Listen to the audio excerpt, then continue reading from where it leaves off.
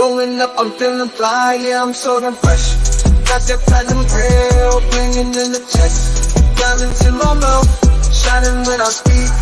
That umbrella guy, flossing speaking geek. Ice on my teeth, I'm dripping so hard. Platinum grills, I'm the king of the boulevard. Throwing money in the club, making haters mad. I'm the baddest in the game, no one gets a pass. Ooh yeah. Crushing all these lines, yeah, I feel fly. Rolling on the dubs, that umbrella guy. Iced out flow on the boulevard. You ain't a comic gangster, don't be playing hard. Ice on my teeth, I'm flying so high. Dropping the bass, that umbrella guy. One drill to rule them all, one drill to bind them.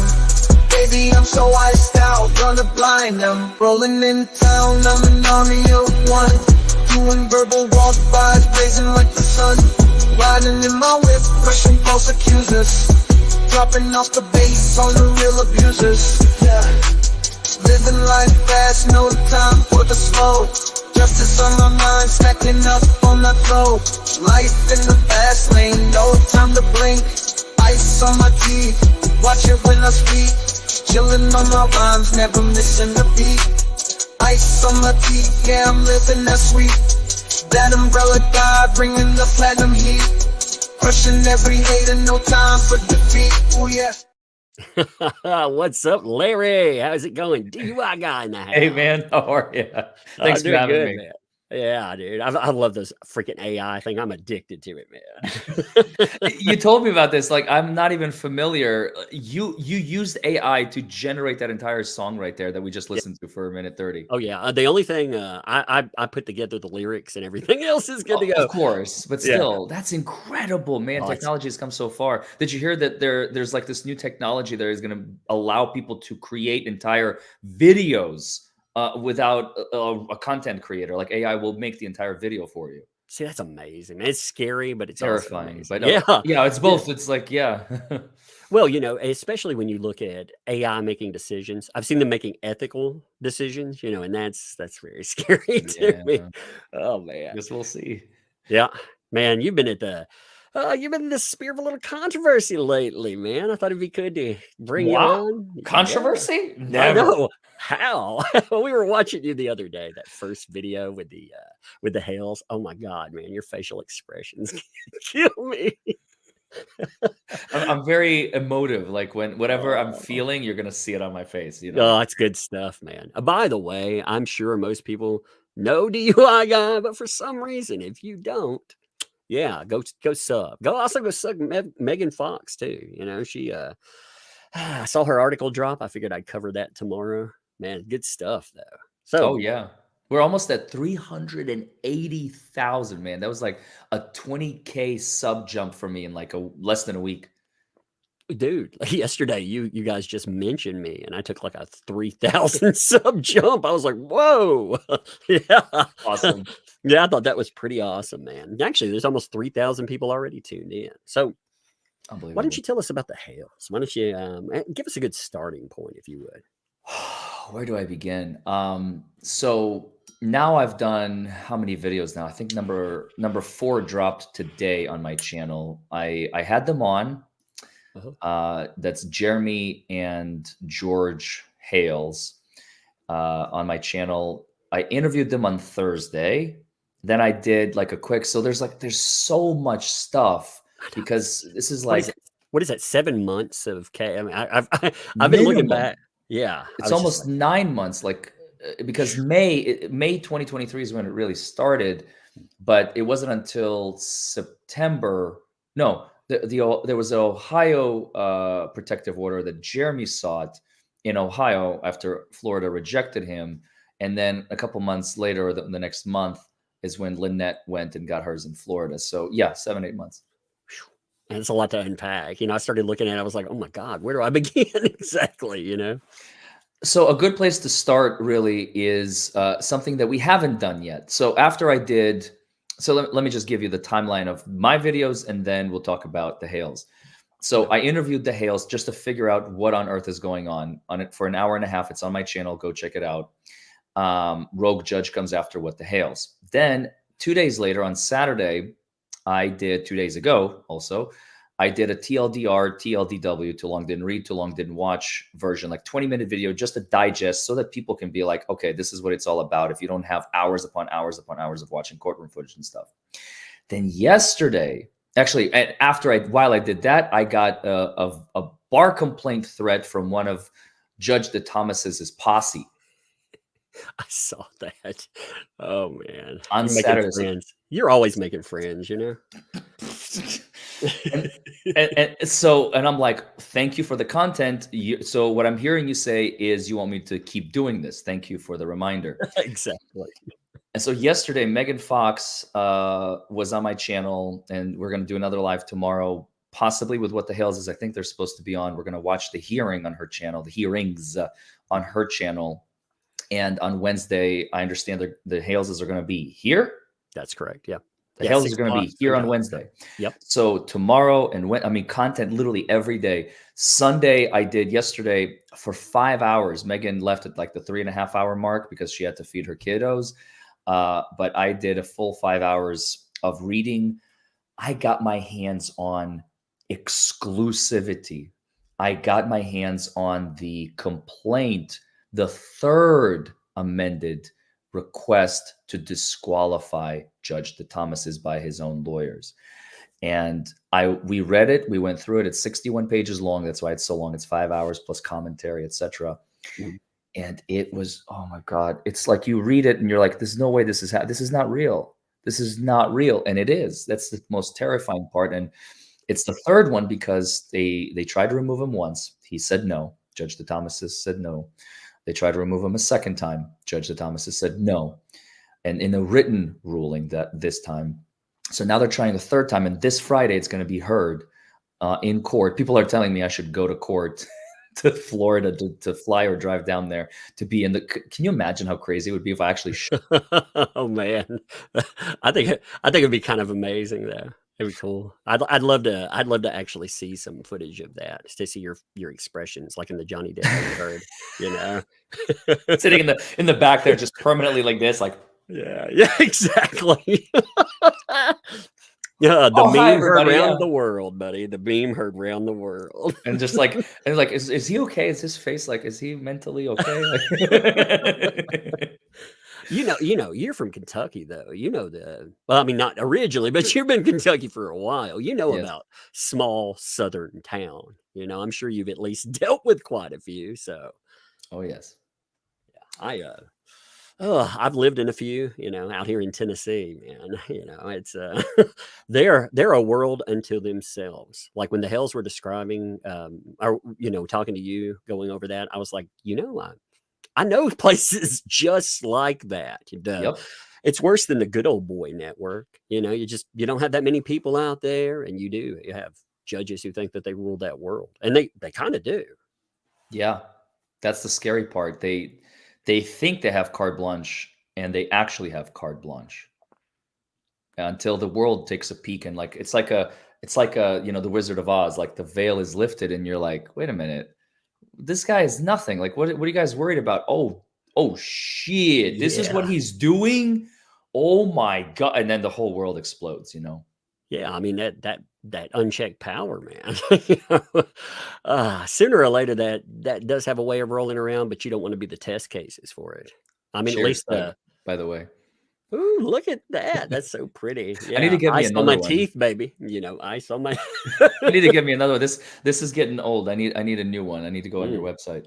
Heck yeah. Yeah, ThatUmbrellaGuy.com. Shameless, not shameless plug. That was a good one. Enjoyed that. Hey, I set that up. You knock them down, baby. Indeed. Yeah, I was listening to this. So in the interview, they talked about originally this kicks off with, I'm just going to call it the charity scam. You know, can you talk about that a little bit? How you understand that? The charity scam. You know, the turtle thing, all the. Oh, okay. So you're talking about Lynette's Turtle Sanctuary? Yeah. So allegedly, hold on. Let me see. I have it in writing. Let me add all of this at the beginning. I'm adding allegedly to every statement. There you go. It just gives me carte blanche from now on because allegedly. Because I use my phone as my camera, so I can't here we go. All right. So this was yesterday. Okay. So allegedly, she's got a turtle sanctuary with 16 specimens, no dead animals.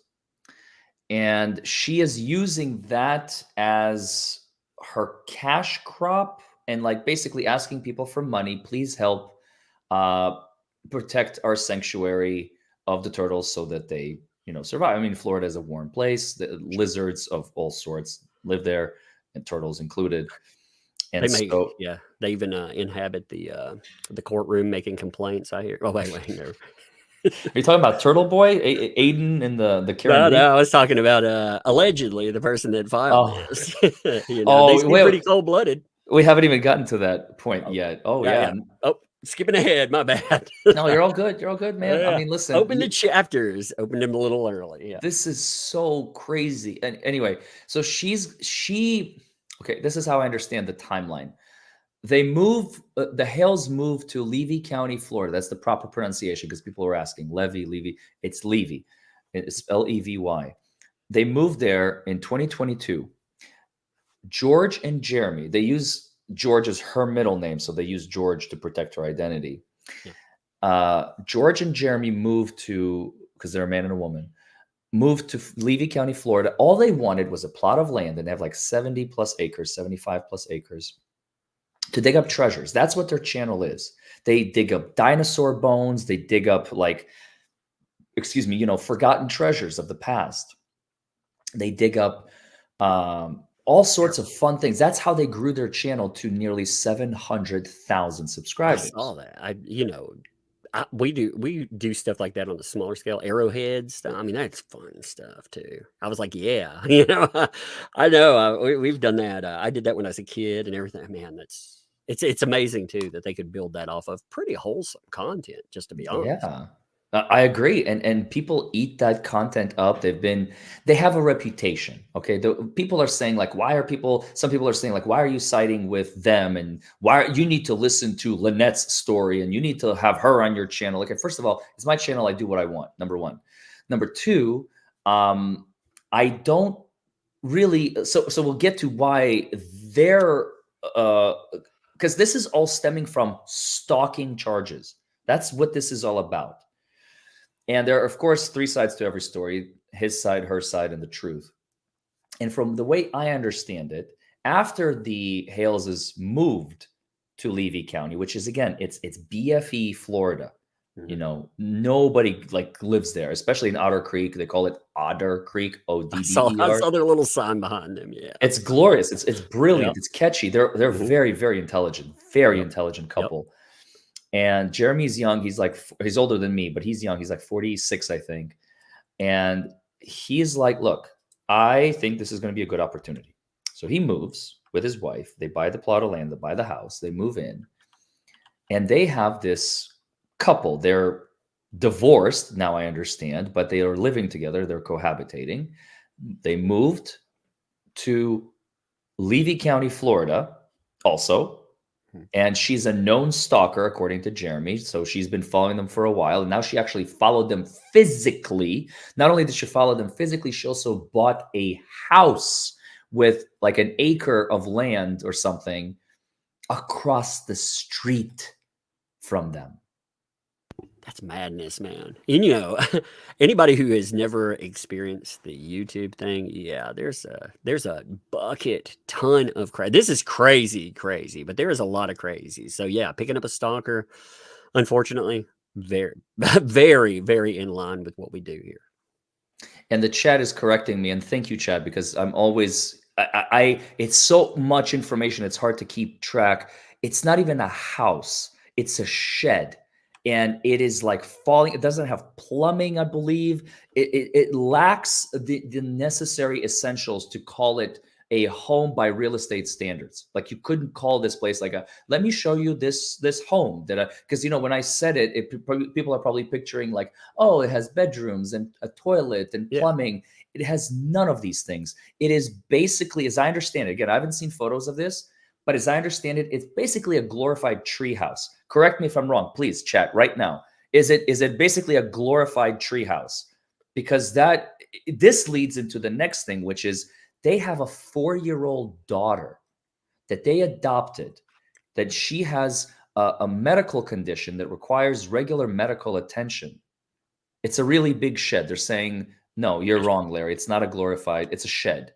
I mean, what's the difference between a shed and a glorified treehouse? I don't understand. Maybe I'm an idiot, which I will fully accept. It's a dump.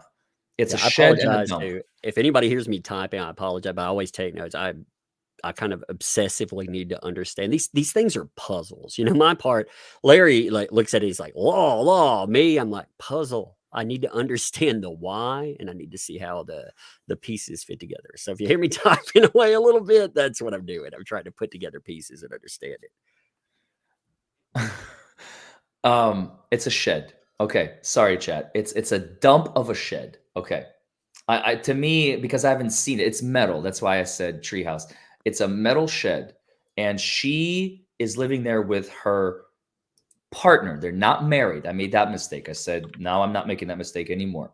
And their adopted 4-year-old daughter who requires medical attention, whom they've literally taken away from the big city where the hospitals and doctors are.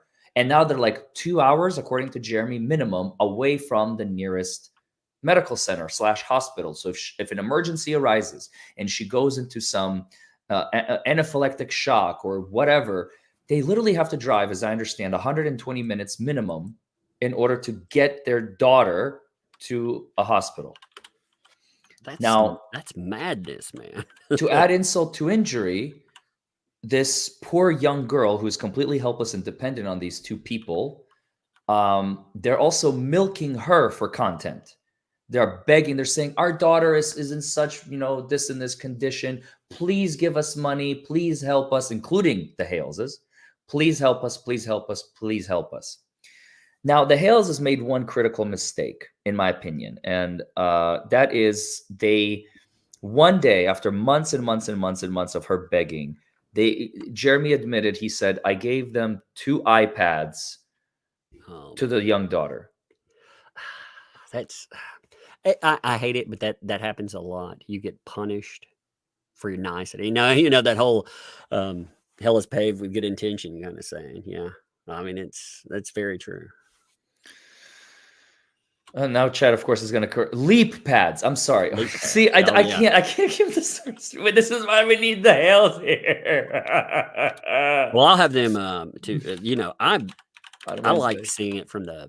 I don't know. I've been chilling with lawyers enough that I like to see the way you're looking at it. I'm getting all red because I'm embarrassed because I can't get the fucking story straight. Anyway, I'm just gonna keep moving. You've been in it what, 4 days? Come on, 4 man, days. You're doing good. Dude, you're doing good, man. You're doing good. So they're milking this poor girl for content. Jeremy gives them, for her, 2 leap pads so that she can use that, for her own purposes. And no good deed goes unpunished. They start harassing him probably even more. Like, oh, we finally got something. So our efforts paid off. Time to harass, 2x, 3x, 4x, 5x. The begging and pleading, give me. Now, this is where things get ugly and nasty.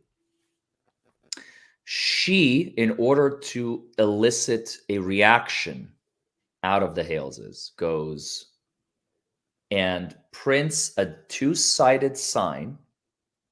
So somebody's saying, Tug, can you slow down the chat? Because it's moving super fast. Mode. Yeah. No, you're good. I'm just giving you a heads up because I saw it. Because I have to do that too. I have to do 15 seconds today. How many people? I forget, man. Usually usually about 1,000 people. You're good to go. Yeah, when you get 4,500, it gets a little fast there. It gets a little fast. There we go. I'll slow it down for you folks. Don't forget to like and subscribe to Tug's channel, by the way. Shameless plug. Yes, very, very good there. I like it. Yes, indeed. Push this. Make sure one of the things with any content on this, if you like this type of content and you want to get other people to see it, that's why we're starting at the beginning. If you've been in this for 9 months or whatever, great. But we're starting at the very beginning. So we're trying to understand it, and we're trying to bring our audiences along and have them meet you and meet the Hales where they are. That way it can be effective. You know, over the next few weeks, you know, we may be able to add maybe, and with the Hales too, we can add people to their channel to back them. And I mean, you know, the quest for 1 million subscribers there. I mean, it's in the works too. So all this stuff might work out as a really good positive for them. Definitely. And they're getting exposure. And we haven't even gotten to the best parts yet. This is only the beginning of the story. So she, Lynette Preston is her name. She prints off or handwrites, whatever, this part really doesn't matter, heinous stuff accusing Jeremy. She's like, this is how I'm going to get his attention. Jeremy Ard, my daughter, her 4-year-old daughter.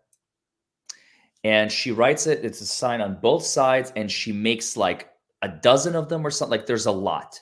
And she puts them all across her property. So anybody who's driving by, people are saying 9 signs. So almost a dozen signs. So think of it as 18 signs, basically 9, and they're double-sided, right? So basically 18 signs go on her property that Jeremy did this. And of course, it's completely false. It's defamation of character. They're accusing him of a heinous crime that has never been committed. And she's hoping, you know, Jeremy, I don't know what her logic is, but my guess is, because these people are scam artists, is what it sounds like to me. Feel free to correct me on that. But they are taking this act and they're saying, Jeremy, we will take it down if you pay us money. It's like extortion. That's what I think probably was their end goal. But of course, we never get to that point because Jeremy goes to, I don't remember if he actually went to the Florida court first or he went straight to Ohio, but I believe he asked for an injunction, a no contact order from the Florida court first in Levy County, and they denied him. They denied him. So he went to Ohio.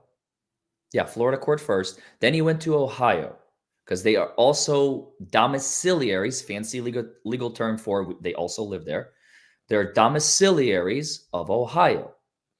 And the Ohio court looked at it and said, oh my God, granted, here you go. And that they have that in writing. They have that order.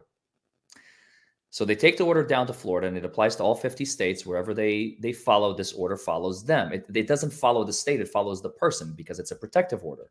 Oh, yeah. And she, Lynette, is not allowed within 500 feet of Jeremy or George, I believe. So, at least Jeremy for certain. So he comes back with his order in hand and asks Levy County to enforce the order. They say no. As he's trying to get them to enforce the order, it is both. Thank you, Chad. So it's both. Yeah, I see that. There he is. As he's trying to get Florida to enforce his order, Lynette runs to the courthouse and says, wait. I want my own order. Because he is stalking me. Now, this is the one thing we haven't done yet on my channel. This will be done tomorrow because I'm in possession from my sources, the original petition that she filed with the court asking, it's a stalking petition.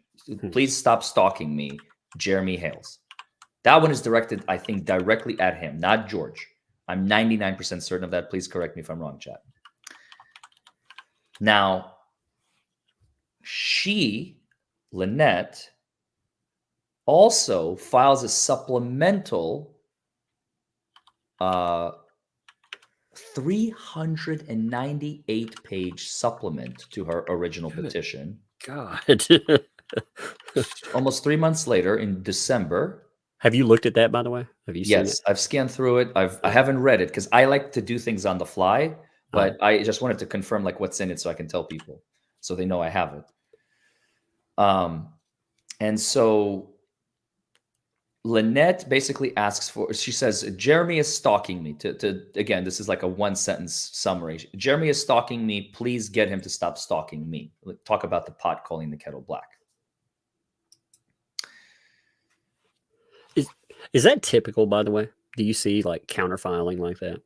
All the time. Somebody takes an EPO. It's like whoever gets to the courthourse first sometimes. It is really disturbing. Our system is broken as hell. Oh, yeah. I've seen plenty of examples of brokenness. That's crazy that it's basically a race to whoever gets to file first. It can be. It definitely can be. And it's disgusting. But basically, Lynette is like, I was here first kind of thing. But the judge doesn't grant. So we don't even have a hearing. And if we do, nothing is decided. But December 4th, she files her 398 pages. This is 2023, 3 months ago. She files her on December 4th, she files her supplemental to her injunction for stalking, a supplemental motion. This is the 300 plus pager. And the judge, without reading it, without hearing Jeremy's position, without listening to Lynette, and I say without reading it because it happened the same day, there is no way in hell you as a judge are going to go through 400 pages of information in one day. He issues a written order granting a temporary injunction against Jeremy, saying basically no guns, no contact, no guns. He's not allowed to possess a firearm until the judge rules. This is one of the first big, huge strikes that is a big blow to the Bill of Rights of the United States of America that this judge just deprives Jeremy of. He's like, he's also a Southerner. Like people who are not here, you can't imagine I mean, it's a gun culture. It really is. Everybody's strapped, walking around. In my house, for example, I live in the middle of Podunk, Tennessee. Our police department, I know we have more firearms than the police department does. I'm pretty sure. So it's part of the culture. Yes. And you remember what they do for a living. They have stalkers. Other than Lynette, they have more people who are just like, I want free stuff. They have free stuff. They're giving away free stuff. How do I get free stuff? So I feel it's a raw deal, but they chose that, and they have to deal sometimes with the shit that comes with it, and they're dealing with it. They're doing fantastic. It's just that there's no primer telling you, hey, when you get into this, you're going to get a lot of crazy people. I mean, you hear people talk about it, but you have no idea until you step into it. And then you're like, oh yeah. And another thing that like with the Hales or anybody that we talk about, one thing that is always lost, and you get this when you start getting the crazies. We talk about the high points, but this stuff doesn't go away in your day. It doesn't go from stream to stream. It's hour to hour, minute to minute, second to second. It's always there, and it's heavy. Mm-hmm. Yeah. So the judge grants, according to him, a temporary injunction against Jeremy on behalf of Lynette, who filed it in the Levy County Circuit Court. This is Jeremy is stalking me. Please help. Judge is like, okay, granted. What does temporary mean exactly, by the way? It means, at least for now, I am granting it until I get all the evidence, I hear both parties, and then I'll make a decision. Okay, so it's literally like the best example that I gave recently, because somebody asked me this. Think of it this way. Imagine I represent Google. Google is my client, okay? And somebody creates a new website, and instead of the O's, they're going to use zeros for the O's. So it's G00gle.com. And people start going to their website, and they're diverting traffic away from Google. And Google is losing millions, and they look exactly like Google, okay? And now Google is losing millions of dollars every minute because they're an enormous, probably trillionaire corporation at this point. We want it to stop. We want to stop G00L, GLE from milking and deceiving the public and stealing revenue from the original Google, my client. So I, Larry the lawyer, will type up an injunction, run to the closest federal courthouse as quickly as I can, and ask the judge, we have a very serious issue. Here's our problem. Our client, as we speak, by the way, for the time it took me to come here to the bench, our client lost $57.5 million. Every second, they're losing $500,000. So please help stop this imposter. We need an injunction. Okay, granted, on a temporary basis until I hear all the evidence. That immediately puts a stop, at least in the legal sense. So any and every dollar that G00GLE, pretending to be Google imposter, makes from that moment forward, if the injunction is later granted and goes from temporary to permanent, and then also we can, years of litigation, et cetera, later, all that money that G00GLE made will be transferred over to Google. Basically, all the money they made will be given back to its original. Why? Because it's a trademark violation. It's a copyright violation. Otherwise, everybody would be doing it. Imagine somebody creating a website, Amazon, instead of the A's, there'll be 4's, 4M4ZON. And people are familiar with the brand Amazon, right? Mm-hmm. So this is, I think, the easiest way to understand injunctions. They're meant to stop somebody from continuing the harm that they're doing. And a temporary injunction immediately puts a legal, it doesn't mean that they have to stop. They can continue doing whatever that they're doing, but now the arm of the law is involved, and it grabs a hold of the individual and their conduct. And until either the injunction becomes from temporary is released and said, you know what, no violation here, or the temporary injunction becomes a permanent injunction and then turns into a lawsuit. While we're talking about this, by the way, I'm going to do something. I want to put Megan Fox's article today. This will be fun. I'm going to put it in the chat. I'm going to pin it to the top. If people, while you're around, click on that article, enough people click it, it'll force it into trending. So that'll be fun too. Hashtag buckle up, Tug. Hell yeah. This is going to be amazing. Oh, I love this kind of stuff, man. I love it. I love the fact that when you find something and you think, man, people have been dealing with this horrible situation, that enough voices can get together. This is what our channels can do. We can really change something, and we can change it for the better. Yes. Yeah, that's what it's all about. And we'll get to that. Do you want to do that right now, or what do you want to do? I'm working on it. I'm working on it right now while we're. Should I continue telling the story? No, yeah, you go ahead. I'm just telling people that I've got it in the chat, and then we will get to it as well. Don't forget to like Tug's video, comment below, subscribe to his channel, folks. Hey. Yes, and again, Larry, you go DUI Guy's channel, make sure that you're subbed. I'm sure a lot of you came from there, but if you didn't for some reason, go over there and go to Megan Fox's channel, subscribe to it too. Good stuff. Absolutely. Okay, so back to our saga. So there's a hearing then on December 6th, followed by another hearing on December 29th, and a final hearing so far, hearing number 4, on January 23rd. The next hearing is March 1st. So that's the timeline of the hearings. But here's the thing. Each hearing is kind of like the judge refuses to listen to the facts. He refuses to allow Jeremy to speak. He refuses to listen. He hasn't barely even listened to Lynette. He's been acting as her own lawyer and judge at the same time and multiple times. And he refuses to listen to the case on the merits, because each time that Jeremy goes to court, Jeremy posts something on YouTube and the judge has issue with that. He's taking issue. Stop making this public. Now he's infringing on Jeremy's First Amendment right.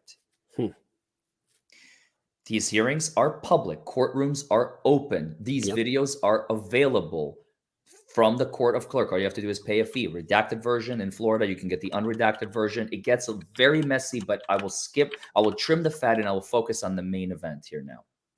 So now, not only has Judge DeThomas deprived Jeremy of his Second Amendment right to bear arms while he is dragging his feet, not only is he dragging his feet and Jeremy is like tens of thousands of dollars in legal fees now, not only that, he is now also depriving Jeremy, and he's attacking Jeremy's lawyers, saying, You are messing things up. And he's attacking lawyers that are no longer on the case. He's attacking the lawyers standing in front of the courtroom right now for past former lawyers' conduct.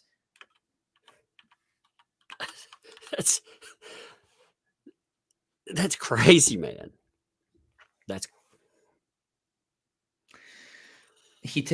Jeremy and his lawyer take the deposition of Lynette.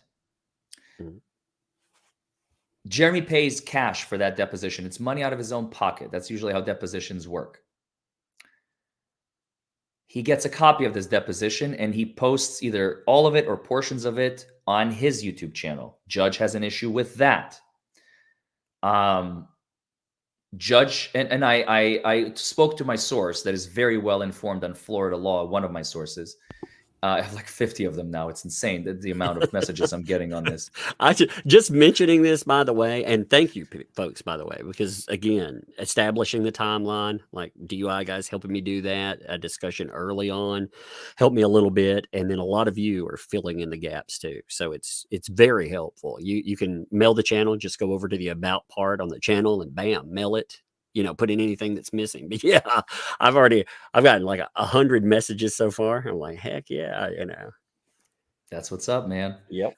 It's gonna go nationwide. If I think I told one of my friends today that if this doesn't blow up and go nationwide by Friday, I'm gonna eat a pair of my shoes. So I may have to start cooking shoes by the end of the week. I don't know. Maybe not. Oh, by the way, Ray, what the hells are in the chat, and Ray Bone Crusher are both in the chat Ray right Bone now. Crusher. Hey, what the hells? What's up? They were in the first one too. Again, they'll be on Wednesday. You said they'll be on with you. They'll be on with you tomorrow. Megan's channel tomorrow. Okay. Yeah. So make sure. Yeah. Yes, tomorrow 4 p.m. Eastern. Okay. Make sure to go check it out and subscribe to Megan's channel as well. Okay, so basically now not only is Jeremy now deprived of his Second Amendment right, not only is he $80,000 or more in legal fees indebted to his lawyer, not only is he deprived now of his First Amendment right to share this information because the judge doesn't like to be embarrassed publicly under the guise of you are slowing my ability to disseminate justice, which he's the guilty party. The judges will not, all he can do is listen to his own voice speaking about how naughty everyone in this courtroom is, except for her lawyer, who is Judge DeThomas's former or current friend. They're buddies. Of course, he's attacking everyone but her and Silverman now. That's his name, Silverman. Now, here's where things get really fucked up, Tug. Okay. We're about to hit the crux. And this is why this thing is going national, in my opinion. Judge DeThomas's, not only does he take issue with the fact that Jeremy is sharing all these videos on YouTube, on his channel, he's also threatening, get this, if somebody watching your channel, Mr. Hales, in some way injures, like not necessarily physically, could be financially or just, I think he calls it call flooding or phone flooding, the justice system or Lynette herself or anybody related to them, like John or Michelle, which is the 4-year-old daughter, you, Mr. Hales, will be personally responsible for their speech. That's insane. 700. How would you ever?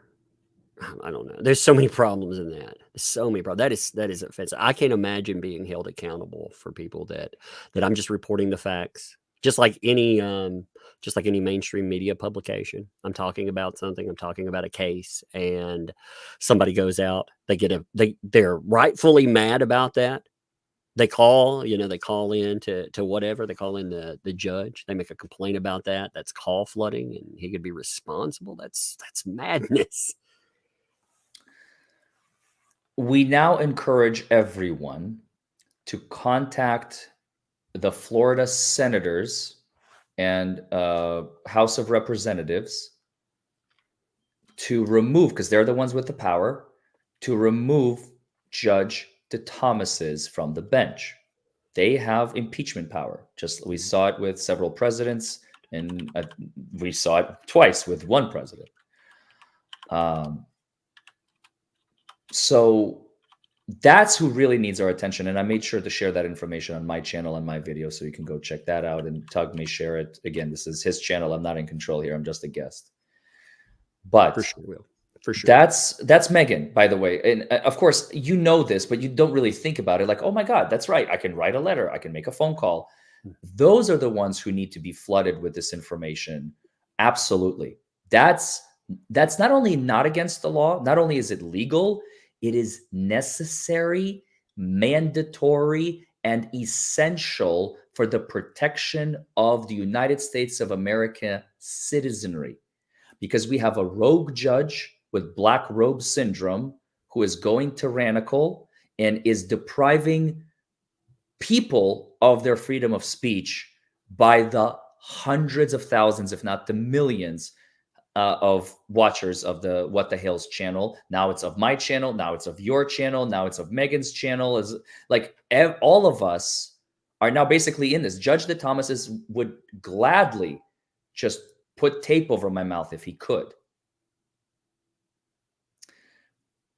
And that's not okay. The people, this is not, if you read your chat, you know, this is why Buckle Up became the trending hashtag, because of the call that I received, the threatening a bar complaint. I was threatened with a bar complaint because of my free speech. For me exercising my free speech to talk about this subject on my channel, I was threatened by one of the posse of Judge DeThomas's, because he said, I'm asking for a friend. Clearly, it's Judge DeThomas's.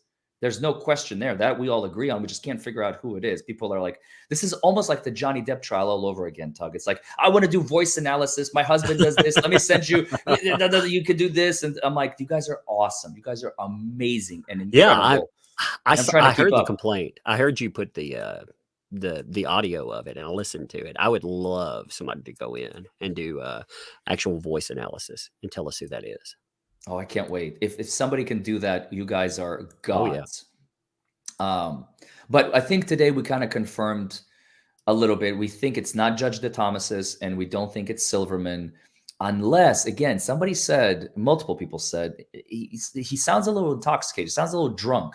Your accent can change when you're intoxicated, because your lisp may change. It may go away. I mean, I represent a lot of people who are accused of being under the influence of alcohol or drugs when they're driving. By the way, I'm actually deviating from that. I should just say that. But slurred speech is a very common phenomenon. You know, officers will write, and you'll hear them like, "Good morning, officer. What can I do for you?" Right. You know.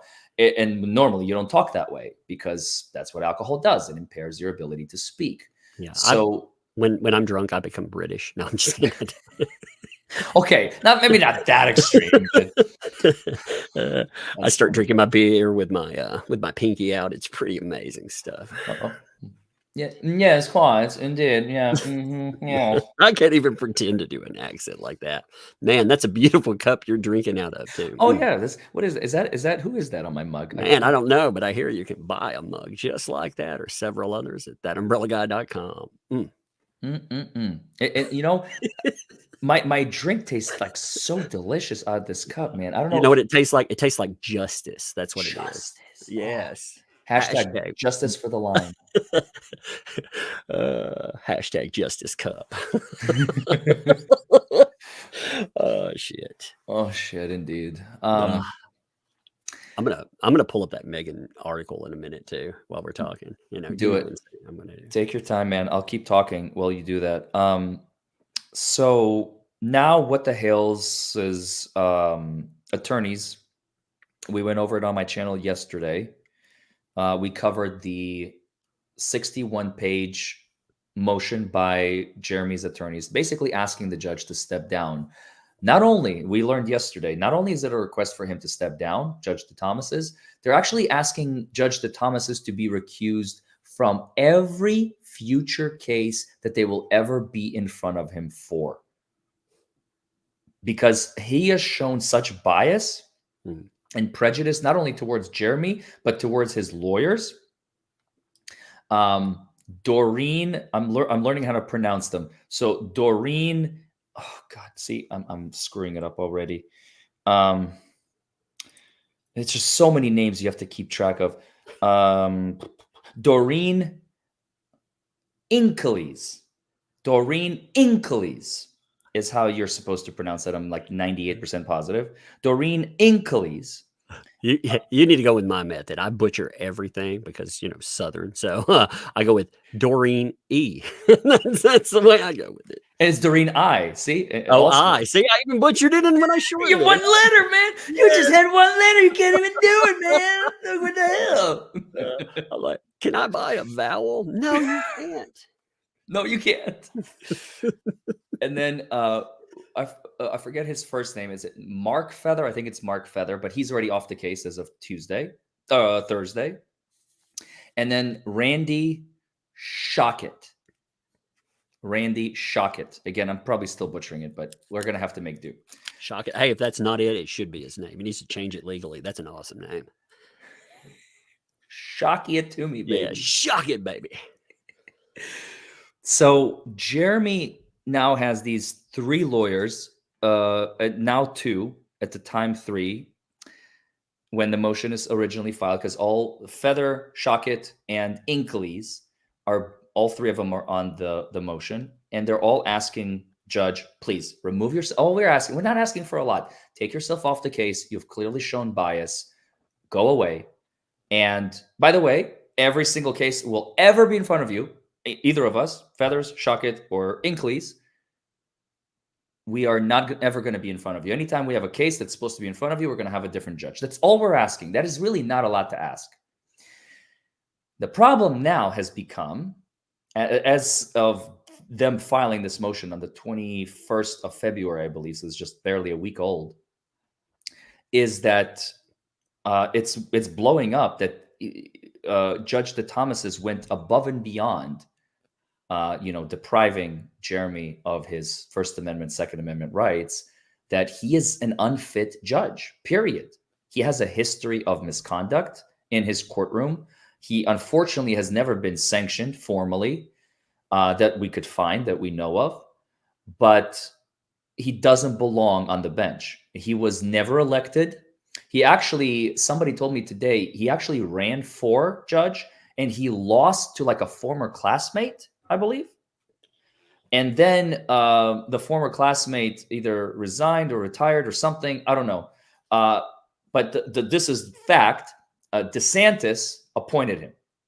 He said, you go be judge in Levy County and neighboring counties. And so that's where the case is at now. And on Friday, this Friday, 4 days from now, the judge is going to have to rule. Am I staying on the case or am I disqualifying myself? It sounds kind of weird, right? Because you first have to, after twice, he's already denied them, twice. And the second time he issued a 5-page single-spaced, we read it on my stream last night, 5-page single-spaced order in response, basically saying, no, I'm not coming off the case. Stop it. Leave me alone. And now they're doing it a third time. And the next step is going to be reaching out to Chief Justice Mosley of the Florida 8th District Court. Can you hear dueling banjos anytime he types them out? Can you hear like dun dun dun dun? Oh Lord, it's crazy, man. Looking at these small town judges, dude. Oh my God. It's that reminds me of a meme I got today. Was it you? I think it was it you who sent it to me? No. Somebody else. No? Somebody else? Yeah. I want to show. Can I share this? Yeah, of course. Let's see. Present. Because you just reminded me of it. Dueling banjos. Yeah, Deliverance. Where you going, city boy? Yeah. Here we go. You ready to share that? Yep. All right. Uh, See what you've done, Mr. DUI guy. You hear those banjos? We're all in trouble now. yep. He's like, oh, you're like, he's like, where are you going? You're like, I'm not a city boy. I live in Kentucky. We have enough troubles of our own here. Oh, So this that's is how perfect. far we've come, Tug. We are trying to uproot 300 years of history in Levy County, Florida, and that is going to have a cascade affecting the entire world. This is why some of you who have seen the trial of the Chicago Seven with Sacha Baron Cohen, and he plays Abby Hoffman, during the 1960s, the Chicago riots. One of my favorite moments in that movie is really in the beginning of the movie. Is there's this cheering outside the courthouse, and they go, "The whole world is watching," with the fist up. The whole world is watching. The whole world is watching.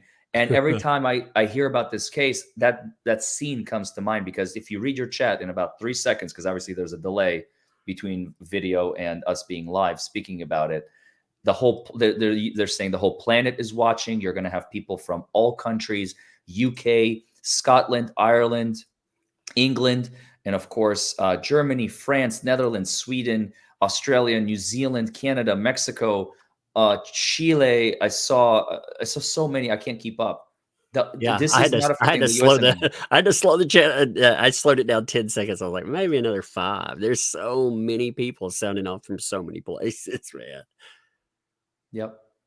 That's amazing, though. That's like you said. Again, totally different cases. But when a case explodes, when it starts getting national attention, or really when it just starts getting attention, period, this is how it looks, and this is how you change things. This is what so many are afraid of. That's why they lash out at it, because when they start getting real attention, they're forced to do something about it, something that appeases the public.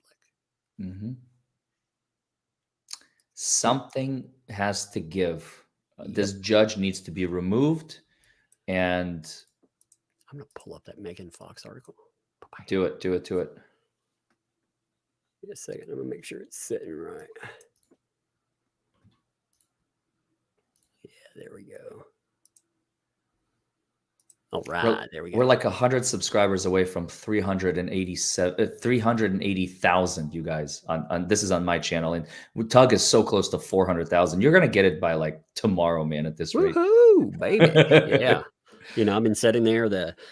I love it, and thank you, folks, too. I mean, it's good. Like, again, you think about how much that amplifies stuff, because when you have channels that we already have subscribers, then when you're in there and you bring that to any discussion too, and it just furthers that. It furthers the cause of justice, and it has to happen this way. It's amazing. I never thought when we started covering trials that you could actually have an impact on whether or not justice is served. Bringing it up again, you don't influence the in-court proceedings, but you make other judges aware of these travesties that are going on, where they look at them and they're like, wait a minute, this needs to go somewhere else, or another judge needs to look at it. So you're impacting it in a positive way. There's so much there's so many accusations of bots and other bullshit from other cases. I want to make sure I clarify that. yes. All right, let's look at this. Now again, this is pinned at the top of the comments, and right now it is trending number 1. So it's hitting hard enough that I have Oh my confirmed. God. Yeah, Wow. it's kicking it up there hardcore. So an article that just pops off today, it trends like that. One thing I would suggest people do too, I noticed, you bring this to all platforms as well. I noticed posting on Twitter, like when you post, it's still not as big as it needs to be there. I think the hashtags that you're talking about, hashtag buckle up, all of that, if people start pushing that, it only takes a couple of thousand posts to actually trend something. So it would be very good for bringing up this subject. So if you put that you share this article, you put it with hashtag buckle up, people find it. Mm-hmm. Definitely. What the Hales? Florida judge attacks free speech of YouTubers and journalists. Indeed. I think that right there, that tells you the issue right off the bat, man. Jeremy and George Hales. Yeah, when I heard that, I caught your first interview. I'm glad, because when I heard Jeremy and George, I didn't know who we were talking about there, and then they explained middle name and how it culturally, the name of the father's passed on. I was like, oh yeah, that makes sense. I understand now. I learned something. I was like, hell yeah, Tug, I learned something today. So Jeremy and George Hales have a very large YouTube channel with over 500,000 subscribers called What the Hales. The channel focuses mainly on buying abandoned storage units and selling the content for profit. Did they still do storage units too? I mean, they moved out, they were digging up treasures. Not only that, Tug, listen to this. This is the best part of all of this. Okay. They help other people. And I have seen it in my own chat who they were like, Jeremy and George helped me set up my own storage unit, and I already made like $480 renting it out. They teach people how to become entrepreneurs. So they go beyond philanthropy. They're literally teaching young entrepreneurs. See, that's amazing, man. Because there's no feeling like being able to be your own boss. It is, I keep a day job. I work, but with YouTube, it's something that I want to do, and to have it supported, do something, it's amazing. And then you can branch out in other things. Like we make comic books and all kinds of stuff, and it's a great feeling. It's also a great feeling these days when groceries for your family cost like $300 or $400. You can actually buy them. Oh my God, don't get me started. I until I got a girlfriend, I didn't know what groceries cost, and now I regret knowing. Oh man, I know. I take the kids, and it's like, wait, the groceries themselves cost $230. I don't want to buy that toy, but you have to. Well, it's okay. Kids are going to die of starvation. I guess it's going to be all right. Yeah, as long as Dan, we eat a lot of pizza rolls. What you talking? No, eat the cardboard box, kids. I mean, at least get some nutrients out of them. Yeah, you're like, with the pizza rolls, make sure you consume at least 3/4 of the box. So the Hale family has become so successful at it that they began philanthropy efforts to give back to those around them, sometimes buying abandoned storage units to return the contents to the owner. That's kind of cool. Like I said, I'm just getting introduced to their content, so I can see why that would catch on. It'd be cool to see them not only pick it up, but actually return stuff to people. That's cool. The Hale family is well loved by their audience and community. At least they were, until they bought property in, again, I can't remember. I'm going to say Levy. Levy? That's right. Okay. Levy. Yeah. That's what I would have said. See, there's where my Southern, if it would have come in, there's a road in Nashville, for example. It's pronounced Demumbrian. When you look at it, it's like my Southern came out. I was like, Demon Brewing. What is that? That's a great name for a road. Yeah. But in Levy County, Florida. What happened after that, the Hales say, involved being stalked and harassed by neighbors at gunpoint, defamed with posted signs all over their town, alleging heinous crimes against children, and more. I heard a story, by the way. Somebody was mentioning a fence post with a middle finger pointed on it. Did you hear about that? Or so I remember this. That's the fence story. Like there was a fence, and John apparently said that you're encroaching on my property. Jeremy said, no, I'm not. So John took like a chainsaw, I believe, and like cut the fence. And then Jeremy carved the middle finger. Oh, no. John carved the middle finger, and then Jeremy just turned it and pointed it the other way, I think is the accurate description. Yeah, I heard something like they moved it onto their property a little further so they couldn't mess with it. Oh, not John. People are saying not John, a different neighbor. Not a different neighbor. Okay. Different neighbor. But that's also, I mean, you can tell they're really getting along nicely down there. Oh, man, people are jealous, man, because everybody knows that they're philanthropists and they want their money. I understand. It's a tough gig, man. It's tough being an outsider too. I've dealt with a lot of closed community. I've had friends move down from places like California to Tennessee, and they were talking about, we're going to buy here. I'm like, you don't want to buy in that one place. Yeah, the land's cheap, but they're not going to be happy that you're there. So I mean, I get it. It's ugly. It's ugly because people. It's not the philanthropy. It's the fact that they see you not just as an outsider, but they see the money, they see other people's success. And instead of being like, hey, how'd you get that? Or doing whatever, people try to take Can I learn advantage of it. from you? No, give me. I want freebies. I want free stuff. We see that with a lot of people, man. There's two ways. You see that in everything. We see it with YouTube, for example. There's two ways to take success. You either encourage it. You have friends, they blow up, like DUI Guy's doing, good numbers, right? He's covering something that matters. People see it. They love it. You can either be like, hell yeah, or you can be like, oh, that guy, and they're I doing love the my real life. haters. I think you do too, Tug. I see you. I see you on socials. You're just like, I embrace the hate. The haters, sometimes I feel like I get more reactions and more attention and more love from my haters than my own followers, which it's normal. It's normal because it's this, when you love someone, when you like their content, it's just like, oh, they're cool and moving on. But when you hate someone, it's like, God, I hate them. I'm going to go to social media. I'm going to talk about them. I'm going to type articles. I'm going to make videos. Oh, fuck them. Kill them. I hate them. No. And it's like they spend all this energy, hours and hours and hours talking about you. And it's like, damn, thank you. Well, and in this, you have people like Megan Fox, like independent journalists that'll actually cover truth on something, but you never, the mainstream media is this wild card. You never really know. And depending on how they fall on it, you may have some really powerful haters, and those haters they'll give you tens of thousands of more haters. I don't know. I kind of love that in a way. I don't wish that on anybody, but I myself kind of love it.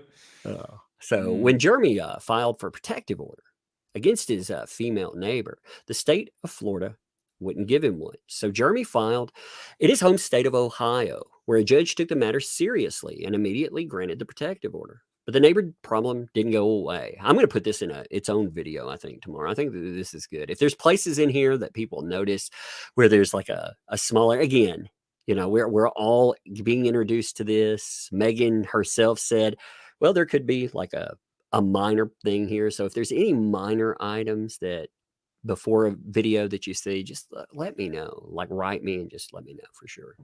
But the neighbor problem didn't go away. The neighbor then filed a protective order against Jeremy, which Judge Craig, I'm going to go with, I guess it's the Thomases. Is that correct? Am I saying that right? Thomases. Yep. Thomases. It reads just like it sounds. Temporarily granted. The injunction against Jeremy included an overboard restriction of prior restraint on his free speech, ordering him not to talk about his neighbor on the YouTube channel. See, that's I can't even imagine that. That would piss me off so badly. You're not only dealing with this issue, but like you said, you're investing a lot of money. So you can go in, you can talk about it in the algorithm. You can actually recoup a little, you can actually, you can get it out of your system too. So you're not carrying that burden, however that manifests, anger, frustration, fear, whatever you're carrying, you can push that off and you can go about your day. Yeah. If anyone, uses his neighbor's name on his channel or causes his neighbor to be contacted, the judge says Jeremy can go to jail. That's nuts. This puts journalists in an interesting position. If I reach out to the neighbor for her side of the story, a judge can jail Jeremy.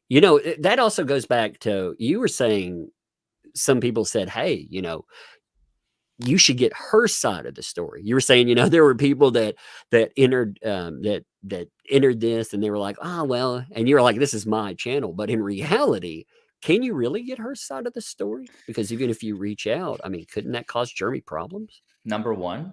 And number two, again, I keep saying this because this is not to offend anyone. And this is not my intent to be like, oh, this is bigger than Jeremy. This is bigger than Lynette. This is bigger than Levy County. This is bigger than the stalking issue. What you just read, This puts journalists in an interesting position. If I, Megan Fox, reach out to the neighbor for her side of the story, Judge DeThomasis can jail Jeremy for Megan's conduct. This has never happened in the history of the world since, you know, the late 18th century, basically. I mean, there were some instances in other countries, but not in the United States of America. I say the world, in the United States of America. And of course, America has influenced a lot of the world. I mean, I've traveled through Europe. You go through France, they're like, what is freedom of speech? We don't have that here, you know, like a lot of countries don't have freedom of speech. You say the wrong thing, you're going to go to jail. Yep. But there's still American influence, and people and a lot of countries do have that because of America. So if America begins to erode, and the free speech is now, you know, the Supreme Court is now on the verge of ruling. I think this is going to come down in June, is what I heard. The United States Supreme Court justices are now ruling as to whether or not social media, there were like 2 cases, one from Texas and one from Florida. I saw the videos literally 60 seconds before I came live. So my memory is a little faulty. We can pull those up too, actually. If you want, I suggest you play them, because that is going to explain everything better than I can. Okay, we'll pull those up in just a second. I want to make sure. Actually, you know what I want to do? I want to, instead of sitting here and reading an article to people, I want to encourage people. This article exists, and you may know, again, the basics here, but the world doesn't know that. So what you do is you click on that, scroll through it, even if you just sit on it, you know, and you just make sure it gets clicks, because the more clicks. Did you link it in your description? It's in the top of the chat. So anybody that's in the chat right now, it's pinned to the very top of the chat. Click on that, and I will, after the stream, I'll link it in the description so people can find it in the aftermath, and I'll probably put it at the top comment along with channels and everything else. But yeah, I want to encourage everybody, like I said, to go and check that out. 1 second, let me pull up those 2 videos. Take me just a second. Got to get them set up there. Got to get the ad play out of them. You know, that's really what has to happen before anything else. I got you. Yeah, brother. Yeah. The first one is 2 minutes long. So let me get that one set up. I have to on this when it takes a minute. The reason it is the way YouTube goes. If you don't set it up just right, it doesn't full screen it correctly. So bam, there we are. Ooh, look at that. Oh, Tug did a good one, man. Nice. All right, we're gonna play this. Yeah, if you want to stop at any place, want to comment on something, just say, hey, stop. All right, you got it. All right. 2 conservative-led states took on social media Monday in arguments before the highest court in the land. At issue, how the First Amendment applies to social media sites. As Jared Hill tells us, the court's decision could impact how millions of Americans interact on those platforms. It's the First Amendment question for the internet age. Can the government force social media companies to carry content they've deemed objectionable? The platforms do not have a First Amendment right to apply their censorship policies in an inconsistent manner and to censor and deplatform certain users. Monday, the Supreme Court heard arguments in 2 cases from Florida and Texas, saying states should have a say in the matter. It would require these social media platforms that are creating the compilation of third-party speech to fundamentally alter their product that they're offering. We think that's an infringement of speech, and the court should say so. The Republican-led states passed their laws after Facebook and X, Twitter at the time, banned former President Donald Trump following the January 6th attack on the Capitol. Okay, pause right here. Okay. So basically, Florida and Texas, as I understand it, passed laws that are trying to turn us into a version of what China is today. If the government doesn't like something that you're saying, they have a right to censor you. And this is the problem. It is not narrowly tailored, which is a legal term, to the user. It is basically like if you individual saying something we don't like, we have a right to silence you. And they're trying to pass laws. Florida and Texas tried to pass laws for this. And they failed miserably And the Supreme Court of the United States is going to issue a ruling in June on this topic. So they're trying to turn us into China of if you're saying something we don't like, we are going to silence you. That's terrifying. It's terrifying, like how close these issues become, because all you have to do is have a few judges say, hey, yeah, this is the way it goes. And you know, a lot of this stuff, it happens without us ever knowing about it. You know, a lot of people don't hear about these laws or the objections to the laws. Again, this is the first time, you know, for myself, like this right here. This is the first time I'm hearing this specific case going out. That's absolutely crazy, man. Insane. Yep. Cite more violence. Social media sites argue they're more like newspapers and should be able to make editorial judgments. But the states say these platforms are more like telephone companies and can't kick people off. Several justices commented on how broad the laws are, and in the case of Florida's, its lack of specificity. We're not quite sure. Boom, who right it here. covers. We're not So clear. it's too broad. It's basically like we have no idea who is this going to apply to. So and this gives too much power to the state, because then they get to control. Okay, you can speak. Not you. No, definitely not you. And sure, you in the back there. Yeah, you can speak. That's Well, basically what they're trying to do. you notice, like it's always politically forward facing too, and you know, you get backing because people see that as, well, that's our side getting that, when people don't realize that's going to impact you too. All it takes is one statement that someone doesn't like, and bam, you know, you're sitting on the sidelines too. And again, I feel like we're in the digital Wild West these days. You know, you have people that are trying to establish rules. They're trying to some of the rules, you do need certain rules. I mean, we've seen some of the things that have come out of Instagram. Some of the I'm just going to say some of the content dealing with children that were pushed by their algorithms. That stuff definitely needs to be curtailed. Kids need to be protected. That I will agree with universally. Yes, But anything short of that, yes. anybody over the age of 18, government needs to fuck off and get off our backs. Well, you know, they actually didn't do anything about it either. They had hearings about this. So essentially what they didn't act on, and this really disturbs me considering what they will act on. Instagram was caught, I'll say they were promoting predatory material. I'm saying it a specific way there, but they're promoting predatory material to audiences, and they're allowing people that take that kind of content or post that kind of content to network with other predators. So they've essentially established in their algorithm something that it's horrible. So that was talked about in Senate hearings, and absolutely nothing happened with it. Meanwhile, you get this. I just can't, man. Sometimes I wonder what planet I live on. I do too. I'm like, okay, well that makes sense. Yes, we should have hearings about it. That's why we saw all those clips of Mark Zuckerberg, you know, apologizing to audiences, because Facebook, Instagram, again, all these they were targeting children. They were sucking them in. Literally, I remember the lawsuits 2 years ago, which is when they were starting.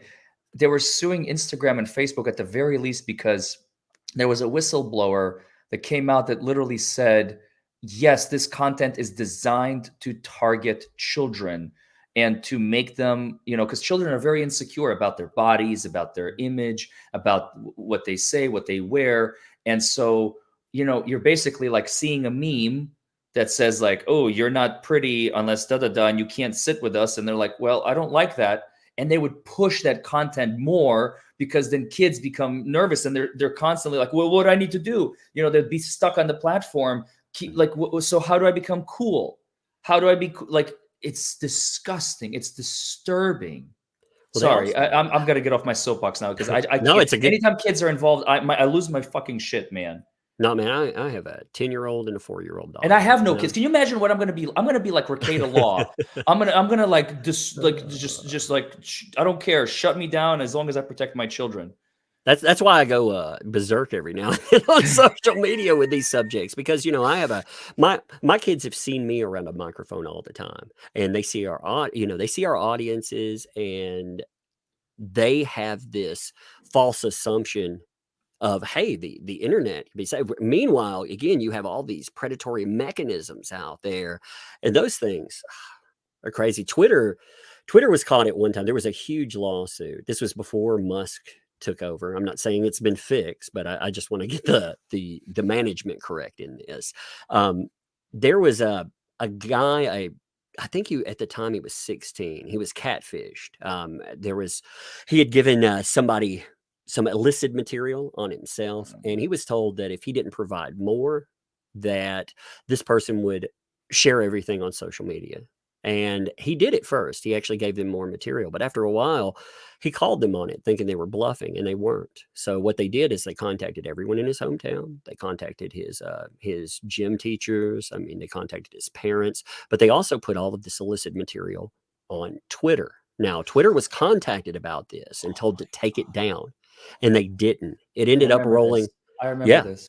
Yeah, so it rolls up like 262,000 hits of this kid until you have some huge. I can't remember the organizations that step in, but I mean they were huge. Like most of us, if a kid was put in this position, typically they wouldn't have that kind of backing, and they were questioning, again, how does this happen? And nothing happened. There were lawsuits, yes, but there was no real change. The platforms themselves, they were allowed to institute things behind the scenes and say it got better, and it didn't. That's when you found out about all the craziness with Instagram, again, promoting not just like you said, the advertising predatory, but true predators, like child predators that were, again, being able to network in their algorithm. So anyway, I'll get off to the next topic. Yeah. It infuriates me when I hear about these, with the free speech, especially like when you and I, when we get out here, we're talking about we talk about cases. If you can have somebody step on our ability to discuss this, they make a distinction between journalists and what we are anyhow, even though, when you get down to it, what really is a journalist? You're not giving out badges for that. No. Yeah, you may go to journalist school, but what does that really mean? We're all journalists. You're a journalist. I'm a journalist. Doreen Houston is a journalist. Casey Higgins is a journalist. Amber Jacobson. So is J.S. Rocker and Paul Amos and George and Elizabeth. By virtue of being on your channel, they're also sharing. They are speaking on this topic. They're hashtagging Buckle Up on X, on Facebook, which, by the way, it was trending on Facebook earlier today, I was told. Oh, that's awesome. There, I got banned on Facebook for advocating. By the way, I covered in 2019. I covered a story about a voice actor, Vic Mignogna, and a lot of craziness that was pointed at him. And I didn't really say anything about the case. I just thanked some people that had told me about it. He had a group of people that backed him, and I was like, "Hey, thank you all. I met you at a convention. I appreciate you all. You're nice." Bam! I got banned. Man, Facebook, they censored me one time. I shared something, and they were like, they deleted the content, and they gave me like a community strike or whatever. But it doesn't even say what the community strike was for. I don't know what I got silenced for. It's a blank page, and they're like, "Please don't do this again." And I'm like, do what again? I don't even know what you're talking about. I've been posting every day for like the last month. Like, how am I supposed to know what I'm not supposed to post? Well, that's why I love the mechanisms for Facebook. They're archaic. I mean, when you look at like Twitter and you think, man, their mechanisms are archaic. No, Facebook is archaic. Anyway, let me. We got 30 seconds on this. Let's do it. Yeah. Exactly how these platforms work. I might have heard the justices trying to find a way to kick this back to Florida, back to Texas, and have a more developed record before they make a big First Amendment ruling. A decision is expected by June. Justice Clarence Thomas drew laughter from the gallery when he remarked, quote, "I've been fortunate or unfortunate to have been here for most of the development of the internet." Dr. Drew. Yeah, he's definitely been a subject on the internet too, quite a few times. Yeah. So let's see the other video. Give me 1 minute. I'll set it up. Go for it. Yeah, this one's about 2 minutes and 15 seconds. So good times. Good times indeed.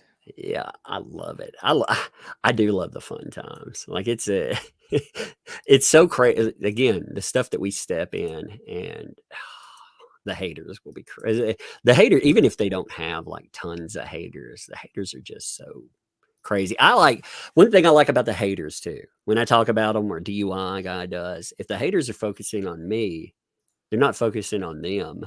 You know, if they're focused on DUI guy, they're not focusing on them. And I'll monetize my haters. I'll monetize them forever. So I mean, bring it. look what I did with anonymous so and so that told me he's going to be filing a bar complaint and I should buckle up. Thanks to them. I mean, literally, think about it. It's called what is it called? It's called judo media or whatever. There's a term for it. I forget what it is, but judo is in the title. Because you know what you do in judo, the number one precept of judo is in the martial art is you take your opponent's force and redirect it and use it against them, right? Mm-hmm. So they're all about like tumbling and like grabbing the force and that is coming at you and like redirecting it, and then they're on the ground and you're standing.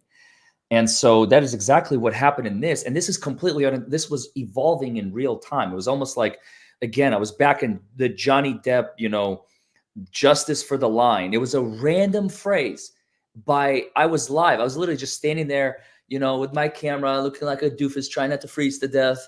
And, you know, like, oh my God, I can't wait for the Johnny Depp trial to start in 8 hours. You know, you're just like freezing your butt off. And then these leeches, these Amber Heard supporters, like the two of them, there's 98 of us that are supporting Johnny, and there's 2 Amber Heard, and they cut the line, and we're trying to get him out. And this girl just standing, Olivia, I will never forget her name as long as I live. Olivia, you are my spirit animal. If you are wherever you are, I love you. You are the best human on the planet, because there was no plan. There was no, all right, we're going to orchestrate the following, you know, it's like we're just standing there, and they're sitting around, and they have their little circle. And there was Captain K was one of them, I think, or Captain, I forget. Anyway, I don't want to go too drawn on too long on this. We're talking about these 2 girls who will refuse to leave. They are unwelcome because they cut after the line got a little discombobulated.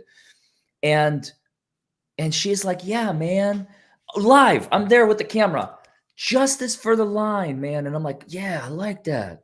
Justice for the line, because justice for Johnny Depp was trending, right? Justice for the lines. And before you knew it, within an hour, there was a hashtag justice for the line trending on Twitter. Have you seen the stuff, the newer stuff with bots and all of that craziness that's been going on today? Oh my! Which part? Oh, I'll pull some of that up in just a second. Let's finish this. The only reason I I alluded to that is because this is the judo. I almost forgot. So judo, real quick. This is what happened. I got a voicemail threatening me. Not only is Judge Thomas is now trying to silence Jeremy and everybody else to stop talking about what the tyrannical way he's running his courtroom. I am now receiving voicemails and messages from his buddies saying to buckle up because we're coming after you too. And that phrase, buckle up, we're just like, oh my God, hashtag buckle up. And we stole it, and now it is ours. Yep. You need a DUI guy buckle up shirt, man. A DUI? Oh, monetize.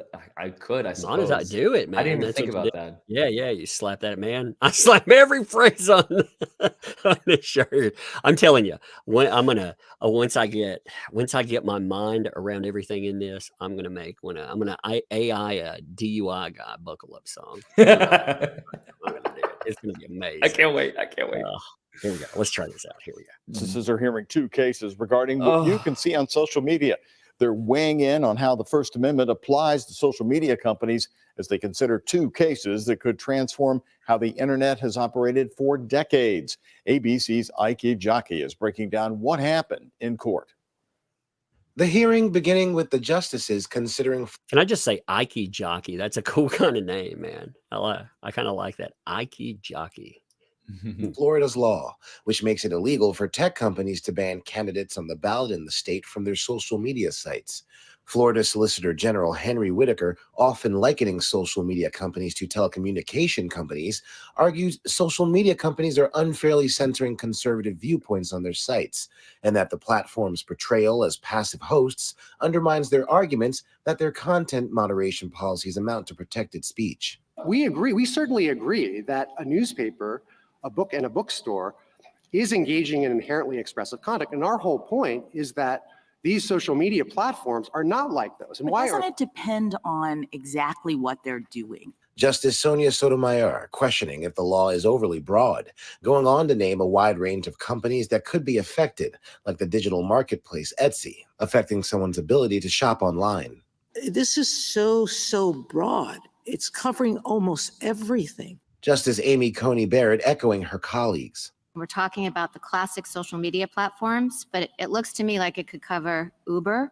It looks to me like it could cover just Google search engines, Amazon Web Service, and all of those things would look very different. Paul Clement arguing on behalf of NetChoice, a group challenging the Florida law, drawing a clear distinction between a government and a private party engaging in content moderation.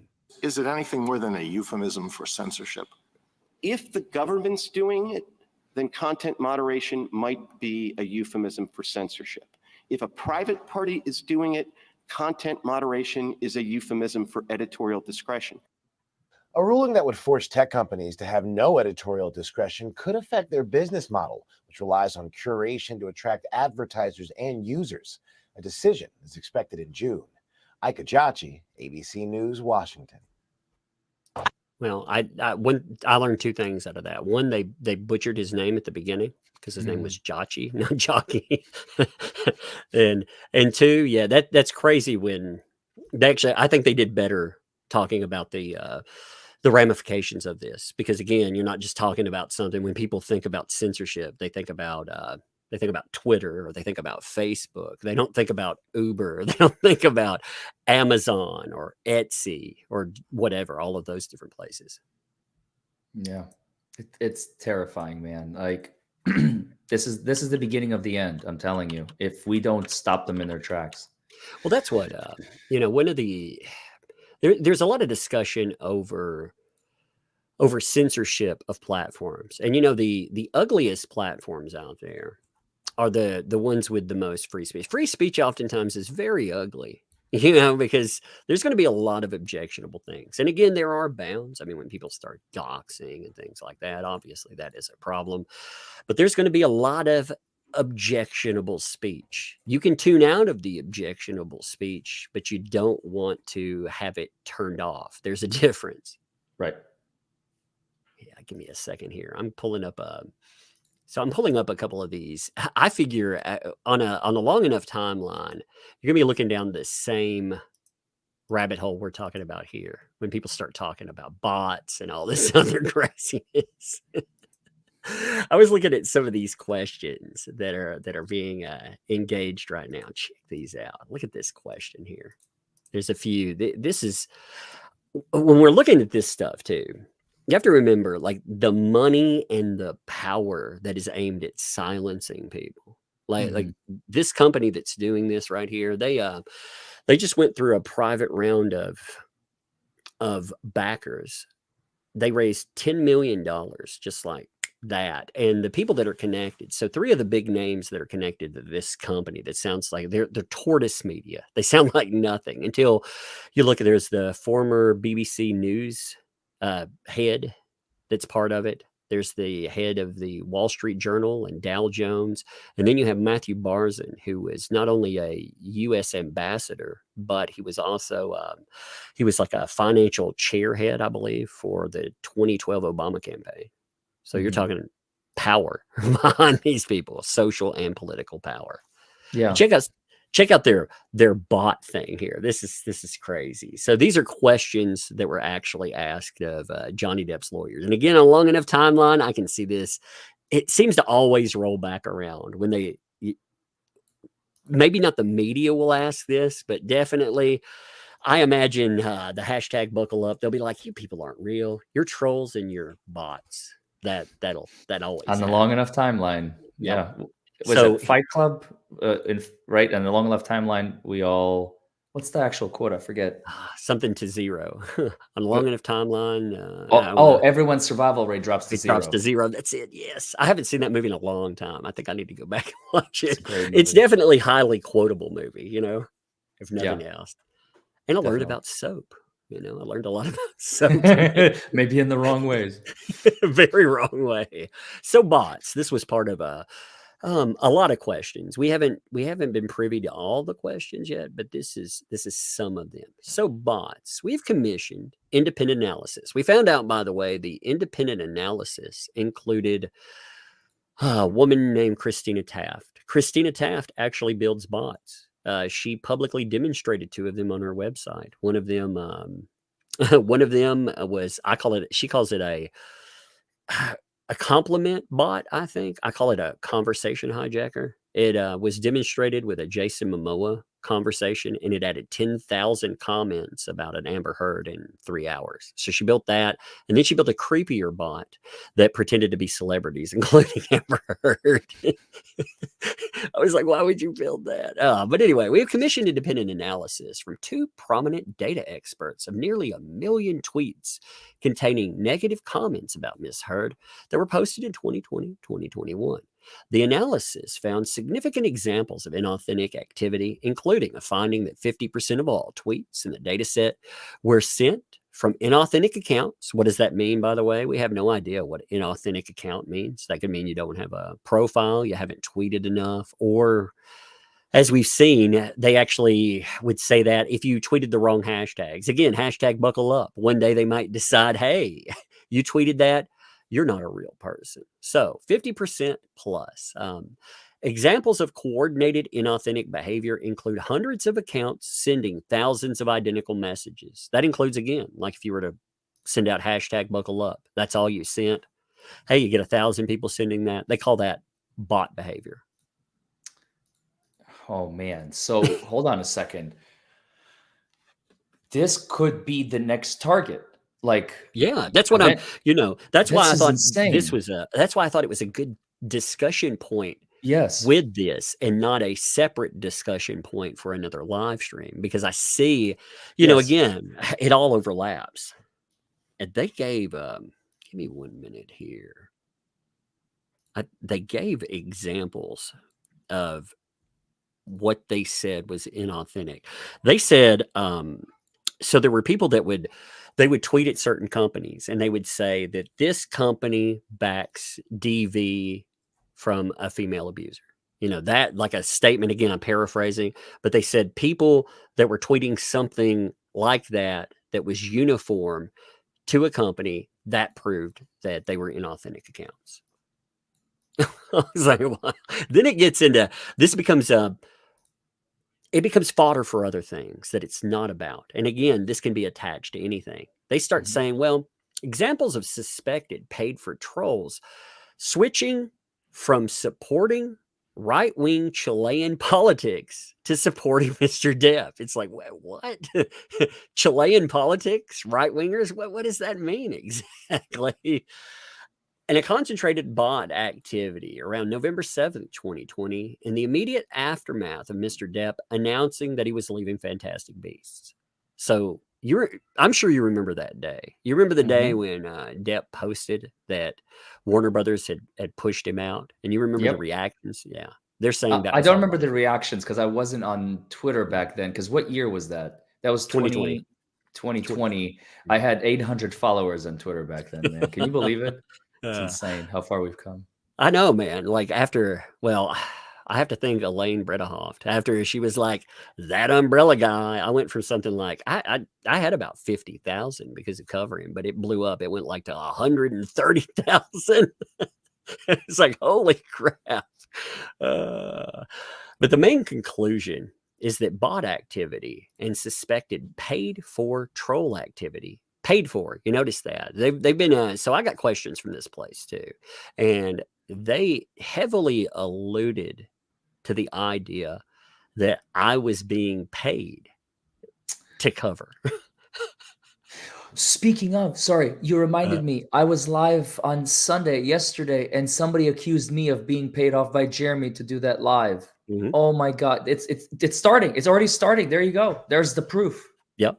It like I said, it happens on repeat. You see this anytime social media users, the public, anytime you get together and you circumvent the arbiters of justice, the mainstream media, you actually start talking about some injustice within the political system. It's always the same talking points: a lot of money and a lot of power trying to push you back in your place. You notice that on repeat. So, yep. But paid for a troll activity played a major role in submitting a pro-Depp narrative in the years before the case. How do you respond? Also, did you have anything to do with the commissioning of a bot troll campaign? In the period immediately after the Depp case concluded, did you travel to Cannes and tell a number of people in public relations profession that you were ready to offer reputation management services to big stars other than Depp? If that is true, what did you mean by that? And then they start covering YouTubers. They haven't put, again, we haven't gotten the questions yet, but I'm betting there. Now, there's one other item I want to show you here, because you'll, as a lawyer, I think you'll find this one really good. I want to see this. Oh, you'll like it. Because apparently I'm a human bot now. What even is that? Well, check this out. So this is from an NBC journalist. Totally not Kat Timbarge, by the way. Totally can't be her. So do you accept the following characterization by an NBC journalist who covered Depp v. Heard? Quote, have you ever heard, by the way, have you ever heard Kat Timbarge speak? Yes, I have. She was live with somebody, and listening to her, I literally wanted to rip my hairs out and throw my phone out the window. Yeah, she's like, Adam Waldman is really smart. Oh my God. There's a hilarious meme of that, by the way. Oh God, it's good. But anyway, Adam Waldman is really smart. And I think that Adam Waldman recognized that there are numerous tools available to him as a lawyer and is sort of a PR director. So as a lawyer advocating for your client, you're now a PR director. Okay.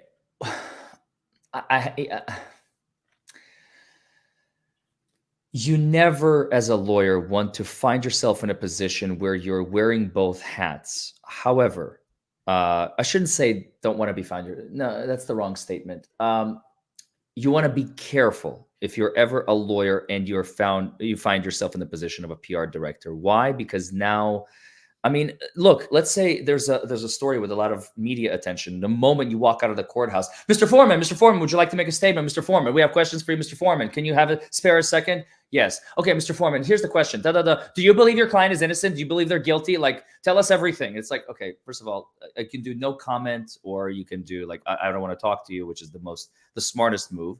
But sometimes you want to be like, okay, let's talk about it. The moment you address the media, you are performing PR. It's either damage control or you're answering questions. It could be a whole slew of things. So it's actually a really good position to be in, unless you don't understand what you're doing. Like, there was this one lawyer, I forget who it was. Somebody shared him with me the other day. The other year. It's been like at the Johnny Depp trial, I think. Anyway, the lawyer literally speaks in sound bites. They've been doing so many popular, like, nationwide cases. Not Johnny Depp. I just learned about him at the Johnny Depp trial.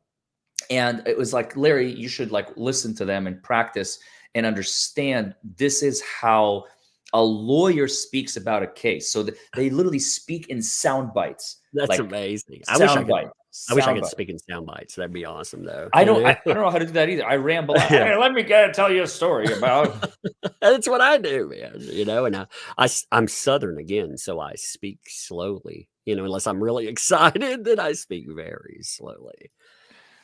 Well, the thing that they're trying to accuse him of too, it goes well beyond that. But Adam Waldman found himself in a really weird position. He found himself in a place that the media would not cover that side. So Waldman, on places like Twitter, he would put out information. He'd be like, yeah, here it is. Now, again, that's advocating for your client, in my opinion, especially when you find yourself at odds with a media that has already made a decision about your client.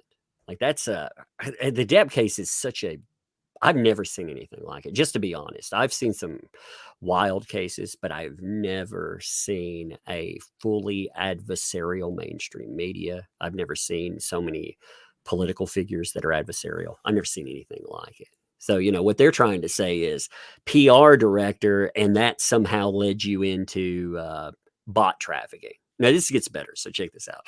So, and he's taking advantage of them because there's no system to tell him he can't. So they're, you know, they're advocating to shut him down, not for him to be able to speak out for his client. Obviously, in the case of him getting removed from the U.S. proceedings, this there was a form of accountability for actions that he had previously taken. That in of itself, I'm not even going to get into that. That is such a mischaracterization of what happened. But anyway, but even outside the bounds of leaking evidence, there were other things that he was able to do that are not technically against any rules and that are not technically illegal, that compromise the integrity of the legal proceedings. I think that his behavior is incredibly harmful and dangerous. It's not technically illegal, you know, to go out and talk about this on Twitter, but that's harmful and so dangerous. Like, look at how loaded that statement is right there. And again, this is what journalists do, man, especially Yeah. ones who want sleaze and dirt and garbage. Well, I think right now what we're looking at is a payback chapter in this. They're not relitigating anymore. They've moved past it. They put a 2024 political wrapper on this. They're getting it out, you know, just in time for talking about bots and trolls, which they will. They'll try to do all kinds of talk. I mean, that's become standard form. But on top of that, I think we're in the payback mode. If they can't relitigate, then they're going to try to burn certain people down. And this is ugly. Like what they're trying to do when you put all of these questions together, they're trying to take a person that they've had cases worldwide, and they're basically, like, if you read through the statement from this place, they're talking about this with Russian bots, and they even added in statements about election interference. I mean, it is wild. What? Yeah.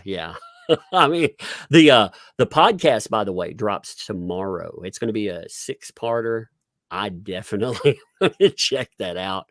But I mean, they are gunning for not just his job, trying to say, well, technically he didn't do anything illegal, but he was controlling all these bot farms. But they're trying to link him to Russia again. Election, it's insanity. You should look into it, Larry. As a lawyer, like I said, you'll be like, oh my God, what is this? Wild. Yeah. I'm going to go through super chats, my friend. If you want to, you going to hang for a bit, or you? Yeah, I'm going to hang, man. Okay.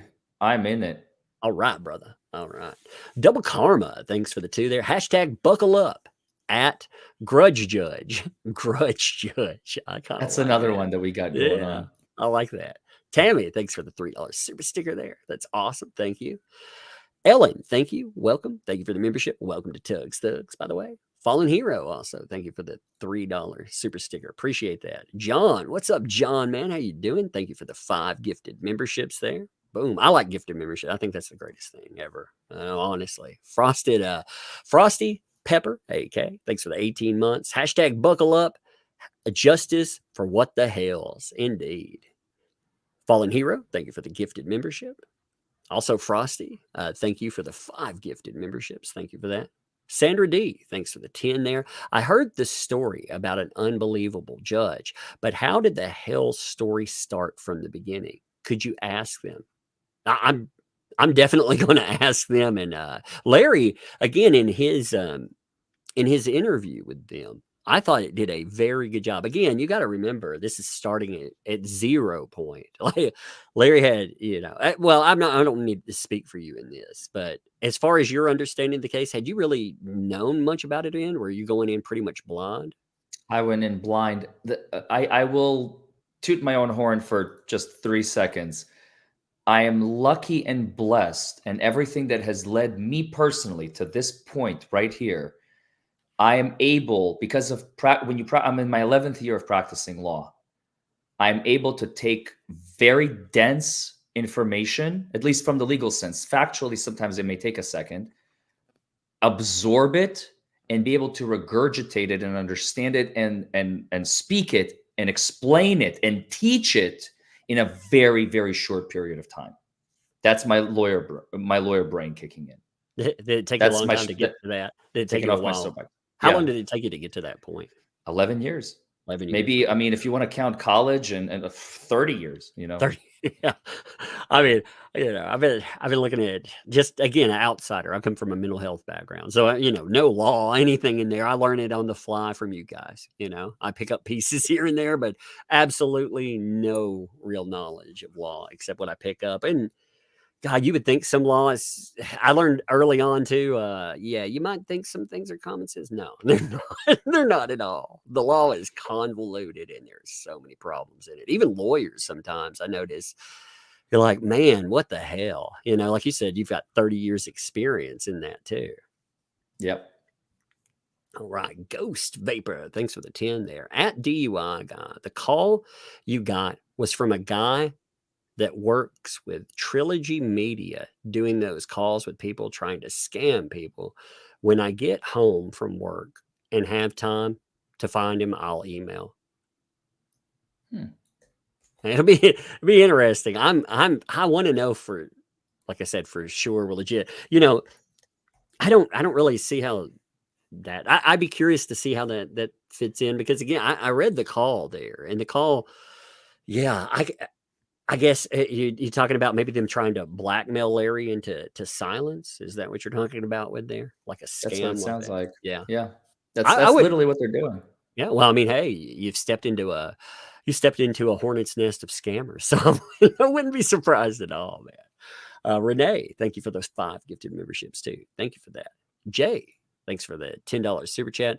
The turtle started as a joke on Germany. I love turtles. So she thought she could get turtles and say, I need some money for turtles. A joke on Germany. Oh, is that a joke on Germany? Because it says Germany. Is that a typo maybe?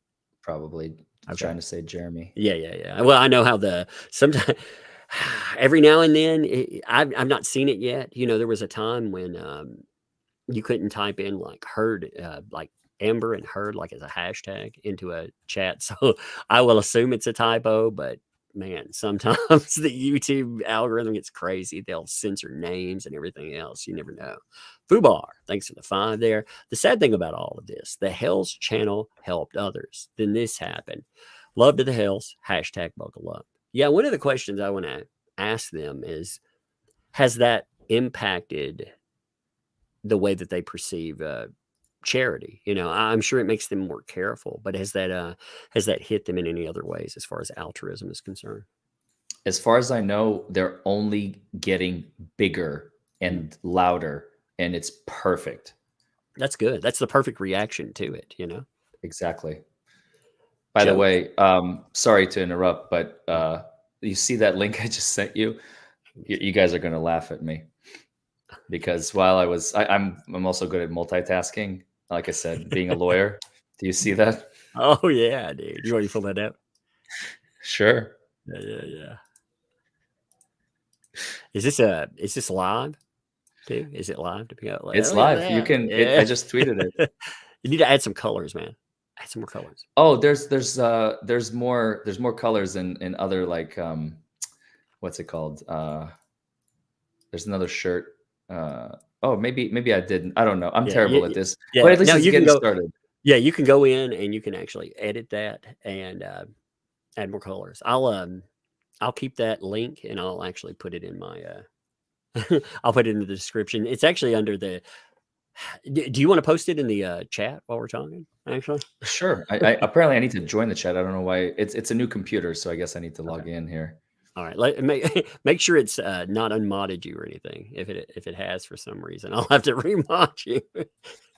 Let's see. Comment has failed to post. Yeah, I'm probably not modded. Here, No, I'll type something. That's your evil computer turning against you.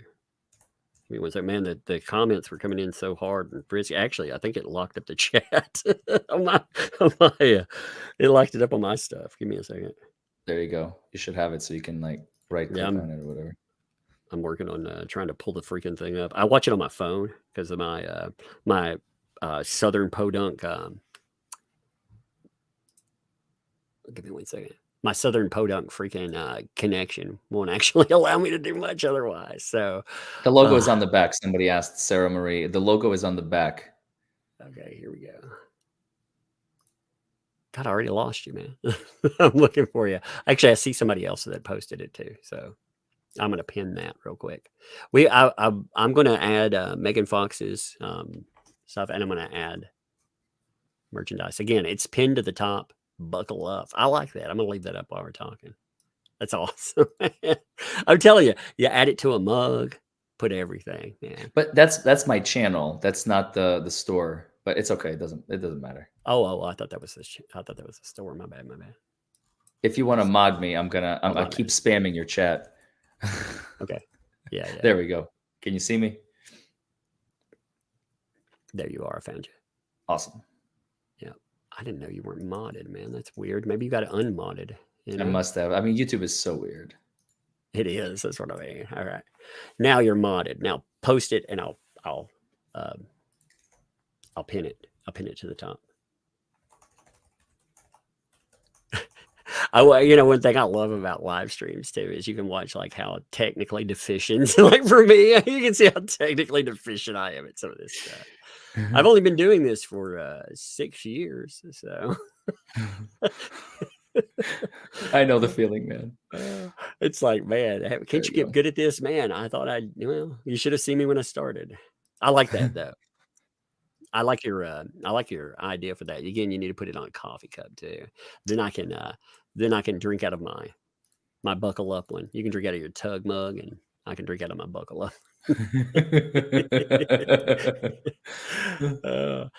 All right, Jody, thanks for the 5. We now know the term Florida man comes from all socioeconomic levels. That's true. That's very true. Heather, thanks for the 20 months. Hey, everyone. Larry, your shirt blends with your background. You look like you're a floating head. Oh, yeah. That's that is funny.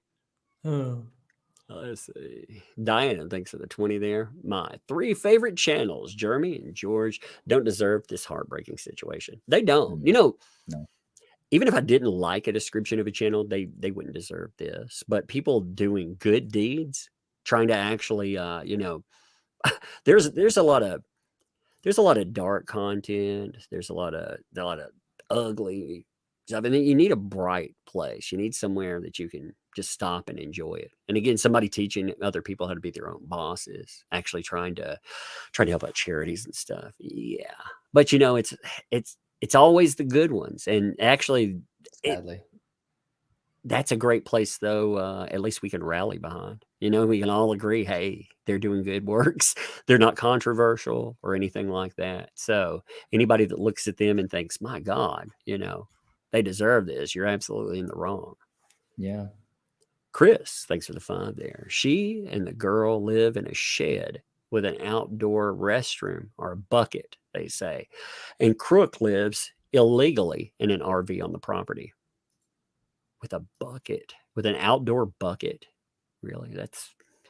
I've seen some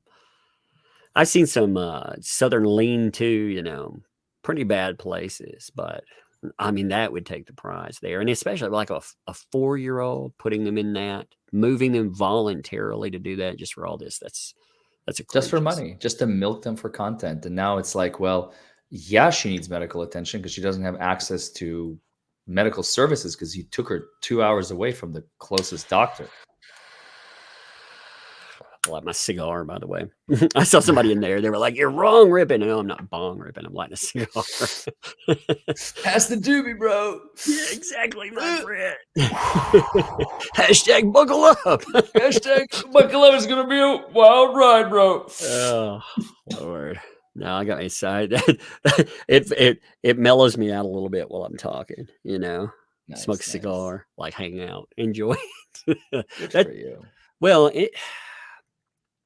I come from a mental health background. Man, you hear all kinds of stories with kids, and the thing there is a 4-year-old. You know, they don't know any better. Also, you see CPS get involved in so many cases where they shouldn't be, and then you hear something like this, and you're like, "Where's the intervention?" I mean, this seems to be decently well known. So, you know, I'm not encouraging anything with that, by the way. I'm just saying that is a failure on yet another system, in my opinion.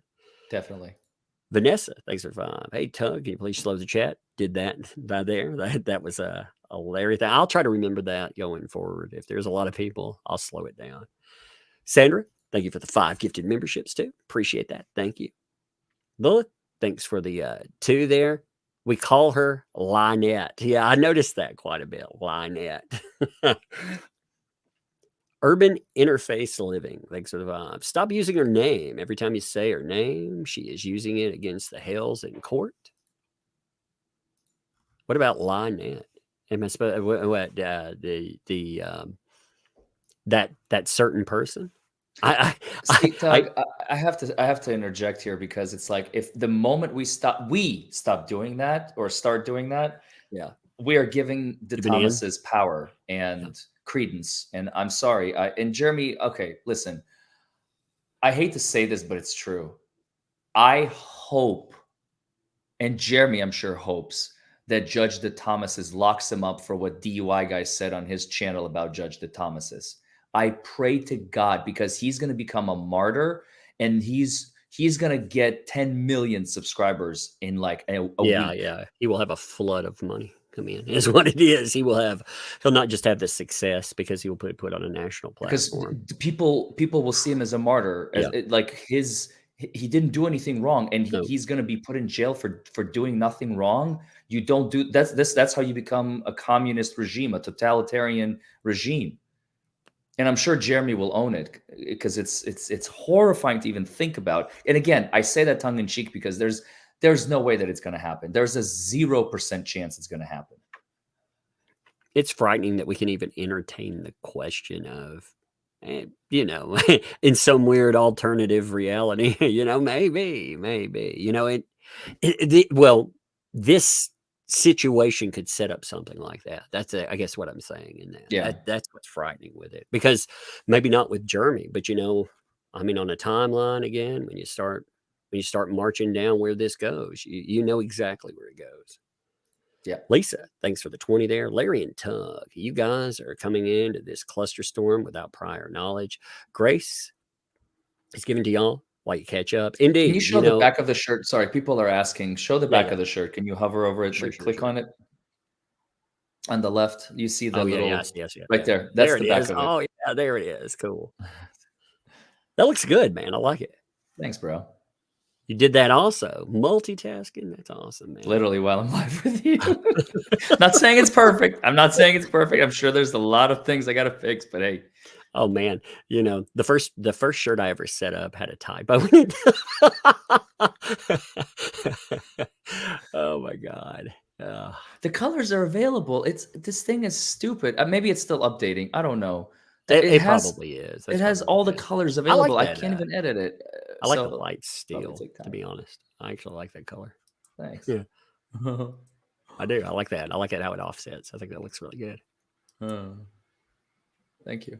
But we're giving grace. Again, Lisa, what you're saying there, I appreciate that. And with anybody, again, I'm going to get things wrong. And when I get them wrong, note it. You know, I'll notice that. I may get it wrong 5 or 6 more times, but eventually I will get it right.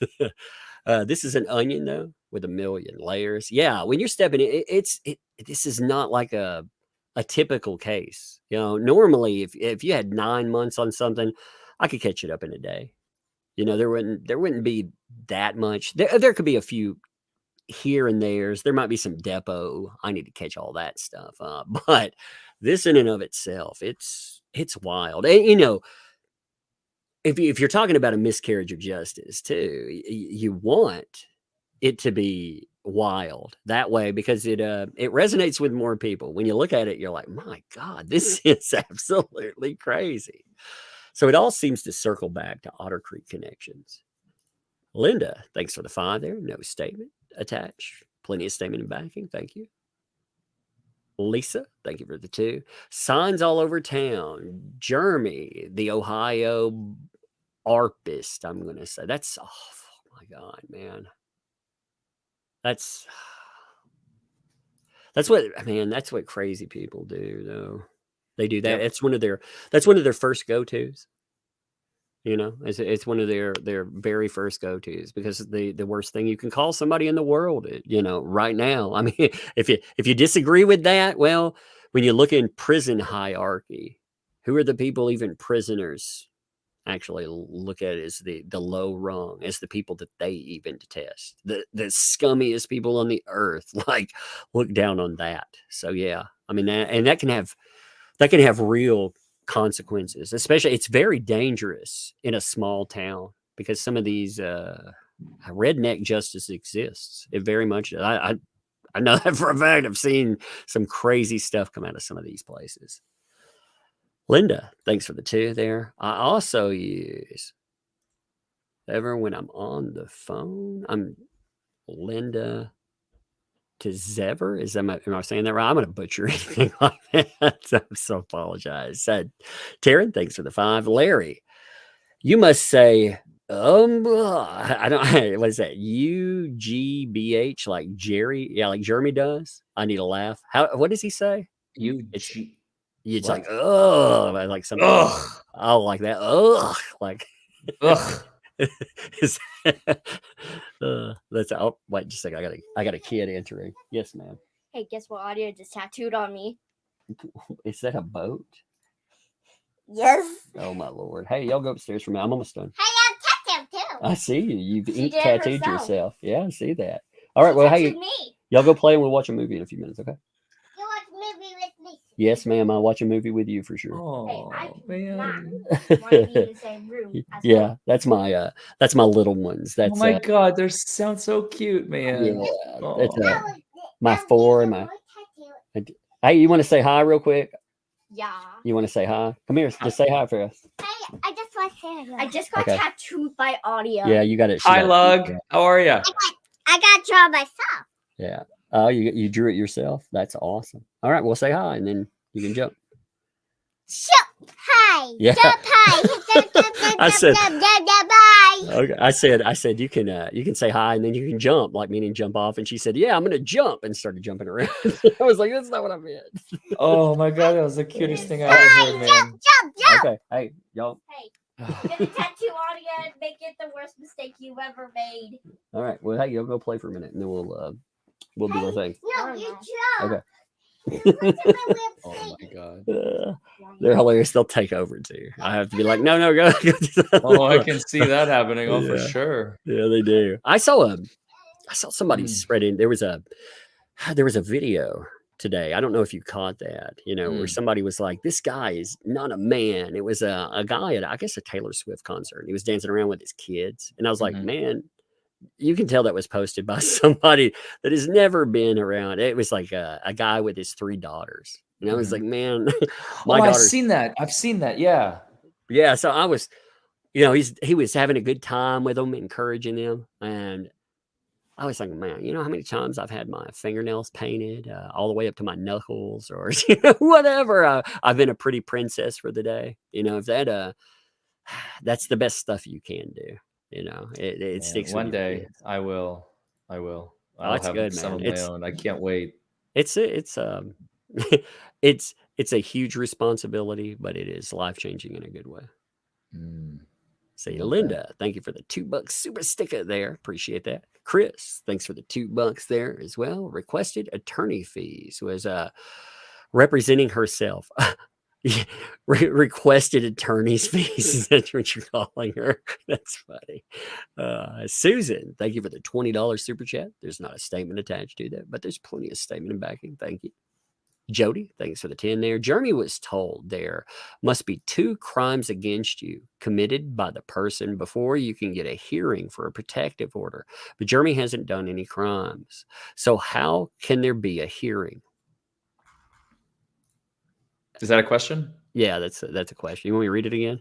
No, I'd love to Okay. find out. I mean, I was listening, but I was like, do you want me to answer it? Because Yeah, the yeah, answer answer is it if we're you. all waiting. We're all waiting Yeah, for so you Judge don't. Thomas to get off his fucking high horse and stop litigating from the bench, going, you, Mr. Lawyer, need to be da da da, and you, Mr. Hales, need to stop using your First Amendment right, and you, Mr. Lawyer, need to stop that, and you, Mr. Hale, need to stop that. Judge, can you please talk about the case? I'm not finished, and you need to stop doing that, and you need to stop doing. It's like, can we talk about the case? What? Not yet. Why did there have to be 2 crimes committed against you? I don't 2 get that. crimes? What does Yeah, that they're mean? saying, you know, Jeremy was told there must be 2 crimes committed against, committed by the person before you can get a hearing for a protective order. Oh, I think he's being sarcastic. Okay. Maybe, or maybe not. I don't know, because he tried. I know what he's saying. He's saying, so a crime has been committed against me. That's all the posters that she posted on her property, and nothing was done. And so I guess he needs a second one in order to get it granted. It's kind of sarcastic in a very, you know, snarky way, I think is what's happening. Fubar, thanks for the 5. Please mention if people are new to joining What the Hells, they are family friendly, no cursing, etc. in their chat. Yeah, that's actually a good. I That's good to understand. know.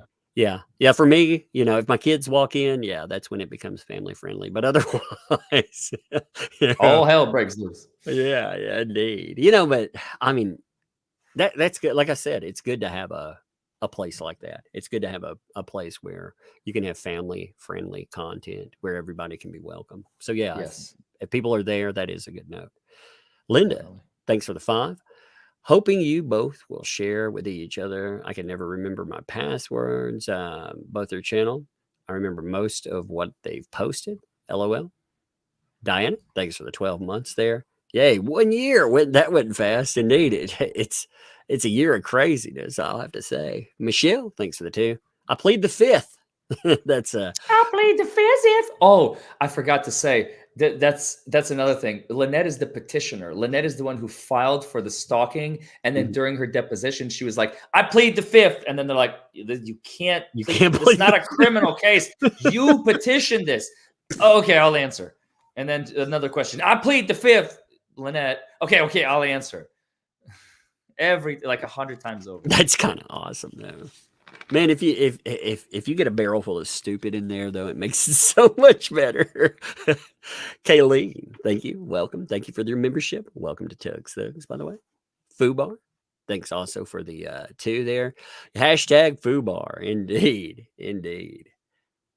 Ghost, thanks for the 5. The voice isn't from any judges. It's a guy with Trilogy Media. Yeah, you said you were going to send that over. I'm curious. I'd like to see how that backs in. Kathy, thanks for the 2. Tastes like the tears of judges past. Might be judges present, you know. Oh, speaking of, hold on. I'll be right back. Okay. I'm getting a drink there. Susan, thanks for the 20. The judge is a mess. Jeremy and George are in danger. Yeah. When I look at that, you know, we make jokes about it and stuff, but quite realistically, again, the claims against them, someone putting out, you've got to think about, I'm going to say this carefully. Well, maybe I won't. Let me just say this bluntly, actually. You go to Podunk Nowhere, the IQ of membership, sometimes it's on the lower side, you know, and sometimes people are very fast to react in terrible ways. When you start posting content saying that people have done something terrible against kids, you get somebody hurt. You get somebody hurt real bad, you know, and oh, man, I can only imagine what could happen to them. So yeah, that actually it's very dangerous just in that. D. Stover, thanks for 5. Also, Feather is off the case because Lynette told the judge that he tried to bribe her to quit the case. I heard something about that. It's horrific. It's crazy. Tanya, thanks for the 13 months. Some of the guys in chat are reminding us not to mention the little girl's name, just to put the 4-year-old due to safety and private concerns. Yeah, I just straight up, it's actually smarter when kids are involved. Just don't mention names. You know, just again, 4-year-old is enough. You know, again, because it's not about if you're talking about it. You're talking about the safety and considerations there and the way this other person's worked them in. The kid did nothing wrong. So yeah, I mean, that's actually a good point. Renee, thank you for the 5 gifted memberships. Appreciate that. Kilobyte, thanks for the 5. DeMathis is up for re-election. As many eyes we could have on him is good and just. He needs to be accountable for his unjust actions. Yeah, I mean, that's the thing, man. You want to get people, you can lead to people stepping down. You can lead to people actually facing consequences. Sometimes they can face legal consequences depending on what they do. I mean, it's wild what can happen, when enough eyes hit it. Sandy, thanks for those 19 months there. Thank you. And also, Wow. Sandy, thank you for 5 gifted memberships. Yeah, 19 months, man. That's wild, dude. Fubar, thanks for the 5. Neighbors made the middle finger. Jeremy made it better. That's about the post. Yeah.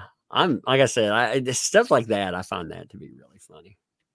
Julie Bug, thanks for the 5. They filed in Ohio because Lynette called the mayor and others of the town and badmouth Jeremy and George. That makes sense. Greta, thank you. Welcome. Thank you for your membership. Welcome to Tugs Thugs. Appreciate you. Bessie, thanks for the 27 months there. Tug and DUI guy. If we're bots, they can kiss our shiny metal asses. I keep doing the right Thank you, thing. Bender. Exactly. That's right there. You do the right thing. Got this in the bag. Judge Kevin, can you disbarred? Gina, thanks for the 10 there. Question: How can you tell a sub isn't for Lynette when they call the court saying they're calling for Jeremy to get him in trouble? You can't. I mean, that would be a real problem because anybody could call. They could orchestrate that. There have been some wild cases with that. I was looking at a false allegation case where a lady. Basically, she had a relationship break off with this other lawyer. She decided that she would fake him stalking her, and she got him arrested.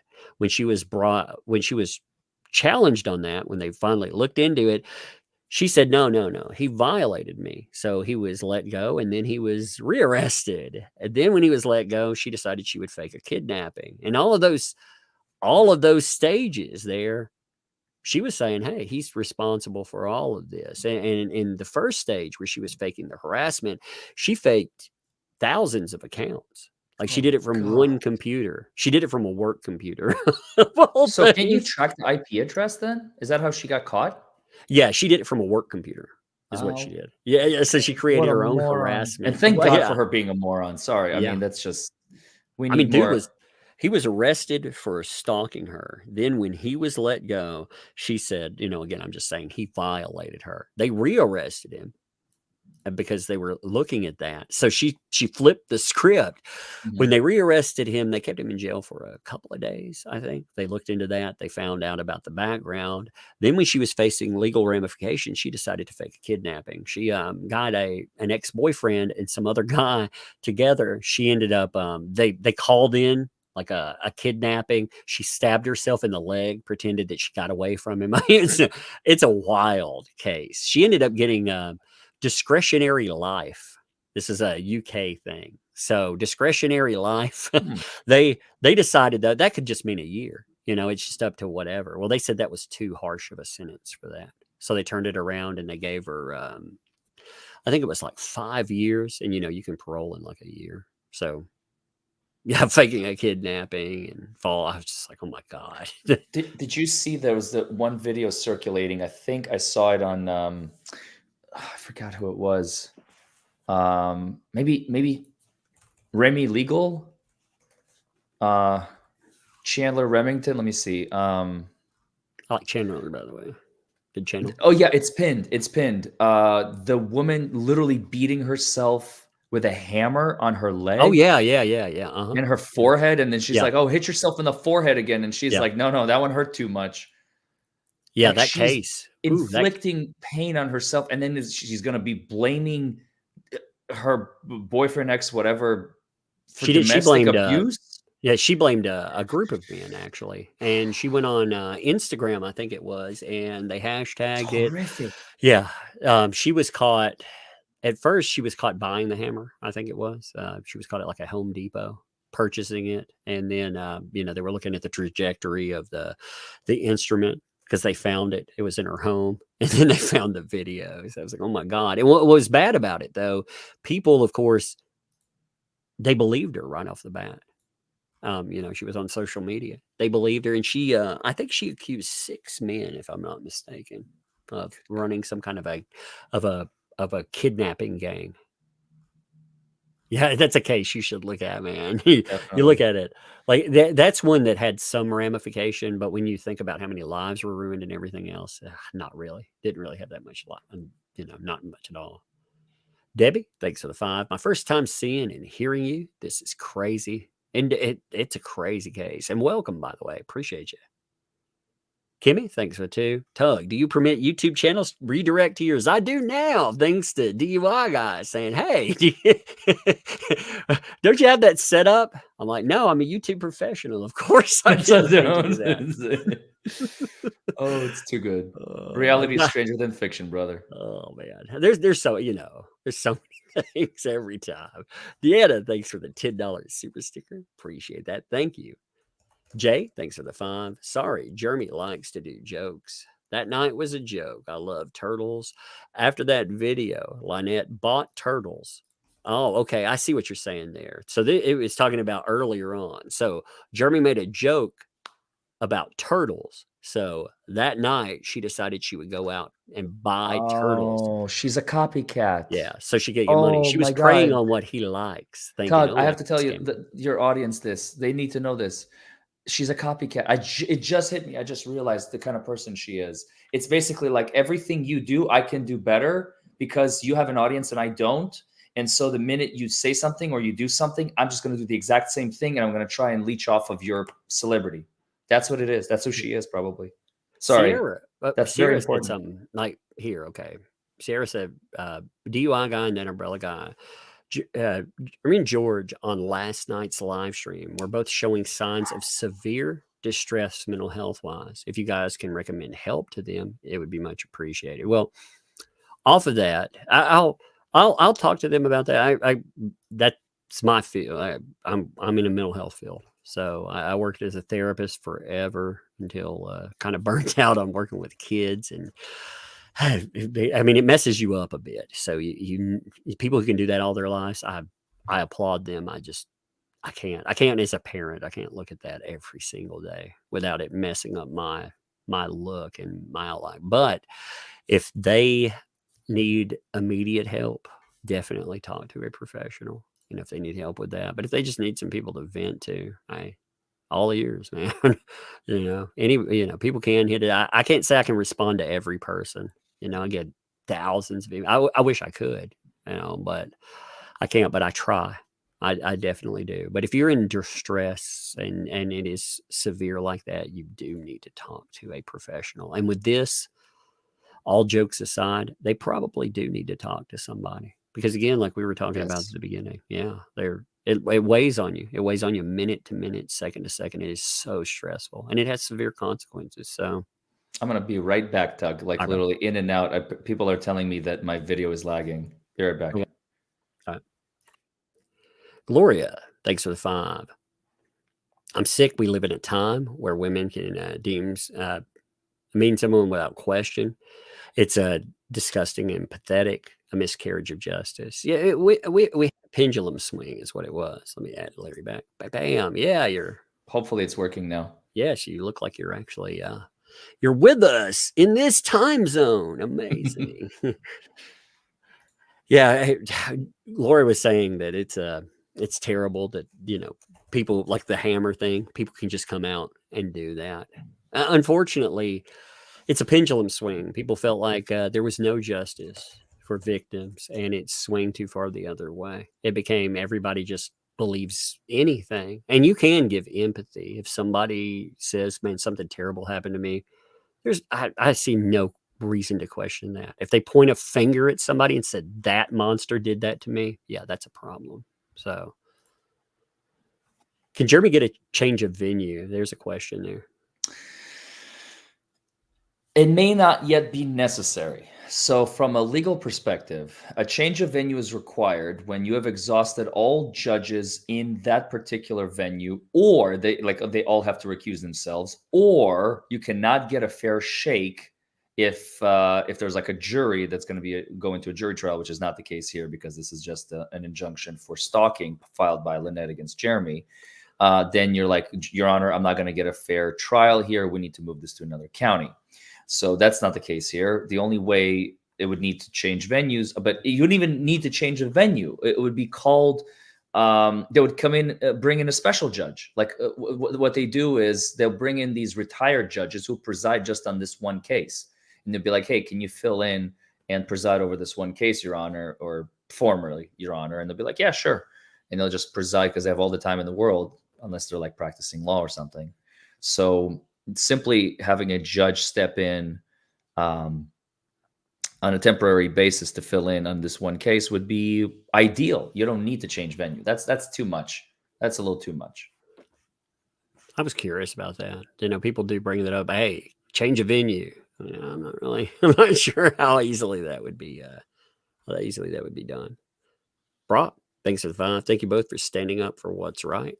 Well, I mean, we're lucky. Like, really, you know, we're just people with a microphone on the channel. Like, this is how I see myself. I'm the person that was lucky enough to have the microphone, and everyone else is there. So you all do the standing up. You know, we're saying what needs to happen, and what apparently thousands of people, tens of thousands of people, maybe hundreds of thousands of people, they actually agree with there. So, James, thanks for the super chat there. Appreciate that.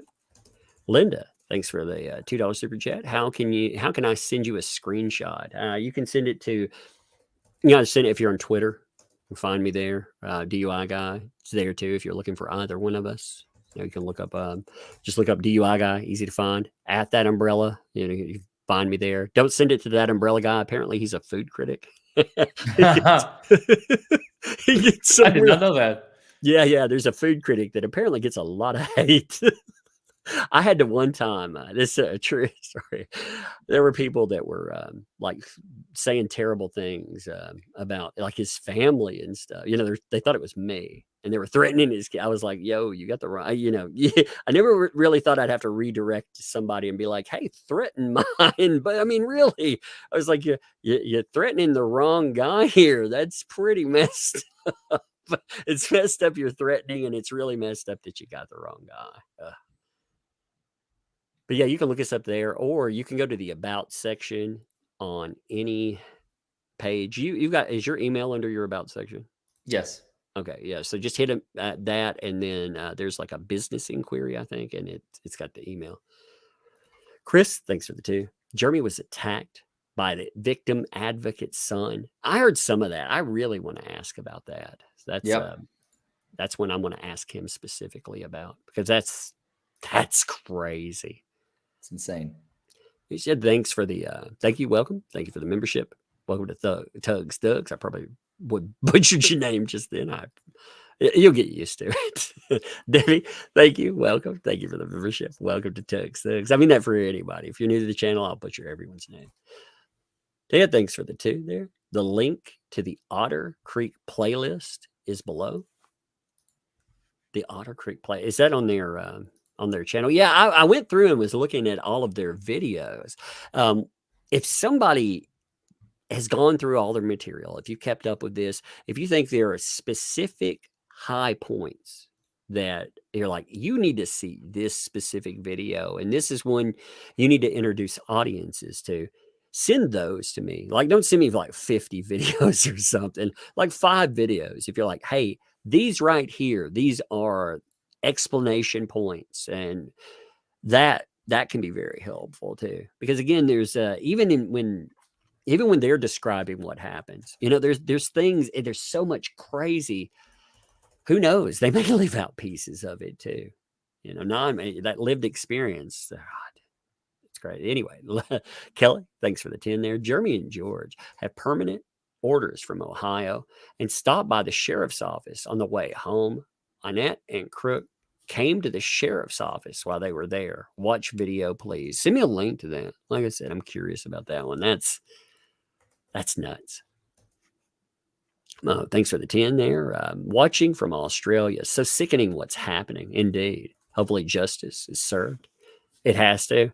Yeah, again, your voice, you lend worldwide voice. That's the beauty of the internet. The internet can be such an ugly, callous place, but it has this huge upside when we all get together. Also, remember this: little things get in our way, social or political. We're about 99.9% in agreement on everything. But if a person doesn't agree on one social point, they vote a different way, remember there is a common goal here. So you just ignore that and you keep moving toward whatever is there. You don't break down along the way. If you keep that and you keep it snowballing, yeah, you'll make positive social change. Fubar, thanks for the 10 there. I'm looking forward to seeing content from the Hales like it used to be. They didn't ask for all this ridiculousness. Hate to think what they are feeling. Love to the Hales. Indeed. And all that money that they've had to put out. God, man. That's crazy. Insane. What's up? $81,000 just for the lawyers already. And it's only the beginning. There's so much more. Court cases are very expensive. Yes, very, very expensive. Maria Raya, what's up? Thanks for the 2 there. You butcher my name. Indeed, that's why I call you Maria Raya, because I'll get it right in one of those.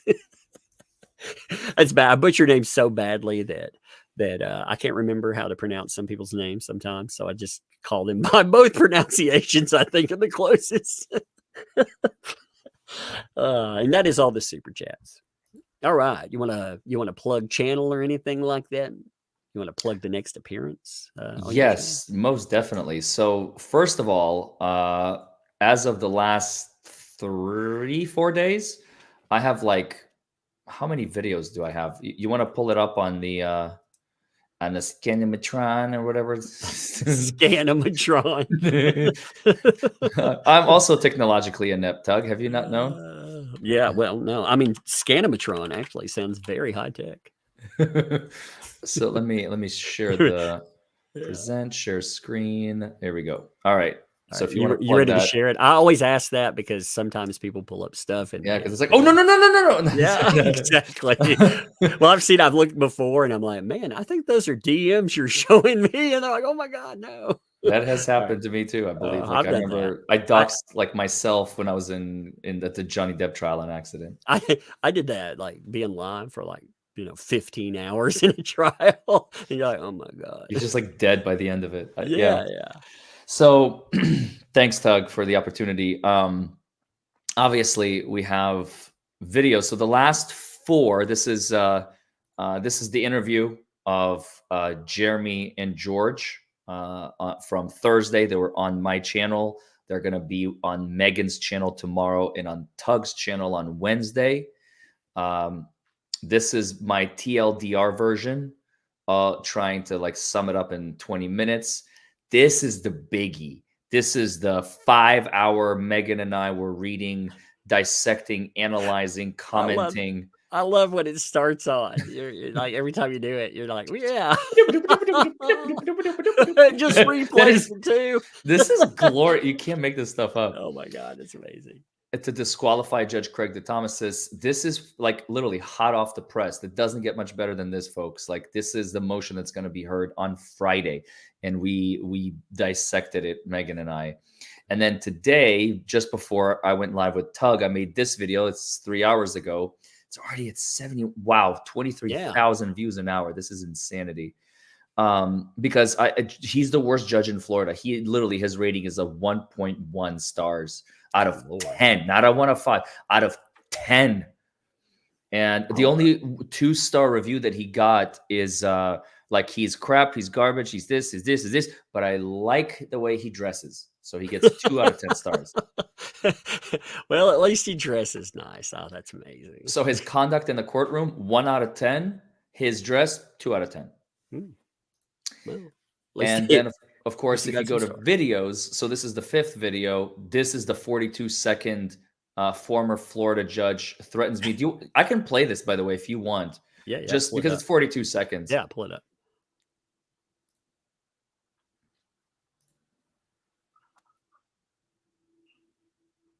Thank you for calling Foreman and Associates. How may I help you? I'm watching Larry on YouTube right now, and I know his buddy Jeremy Hales loves people to phone flood. So is that what Larry also, is that how he thinks our justice system works? Should we just phone flood the courts until they can't do business anymore? Is that his legal strategy? I'm asking for a friend. Okay. I'm not certain about that. Are you calling on behalf of someone who's needing legal assistance? No, I'm going to be filing a bar complaint against Larry. So tell him to buckle up. Bye.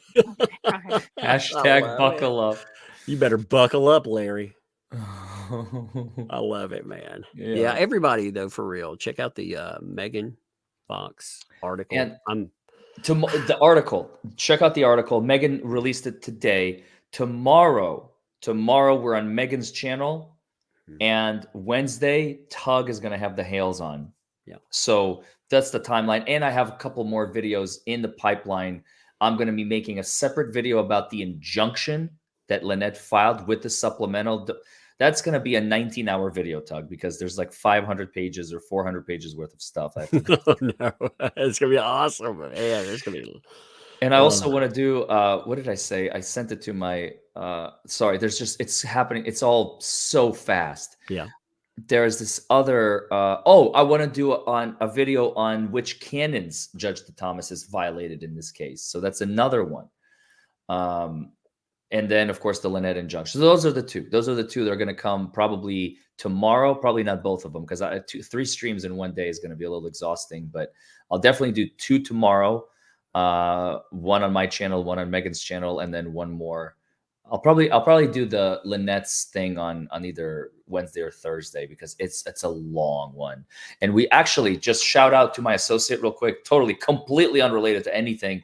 Shout out to you, Tyler Hitch. My protege, my associate, he just won his 2nd jury trial without going to jury trial. The prosecutor folded before we even started. So shout out to you, man. It's the 2nd victory in a month. Props to that. All right. You said you needed to bounce, my friend. Yeah, I need to bounce. I had a few more super chats come in. I'm going to nail those real fast. Go for it, man. It's been 2.5 hours. Yep. I'm glad to be here. And I appreciate it. Let me give love to both you and Megan, too. Like, you guys were like, hey, this will be something you're interested in. And yeah, it's fascinating stuff. You were right. So love to y'all, man. Appreciate you. You got it, man. And thanks, chat, for all the corrections. I promise to be as accurate as possible. You know, here are, I'm drinking Judge Thomas's tears, tears of opposing counsel. And technically he is a lawyer, and he could be opposing counsel at some point. You know, once he's off the bench, he will be a lawyer again, unless he's completely disbarred. If he just, taking him off the bench is good enough for me.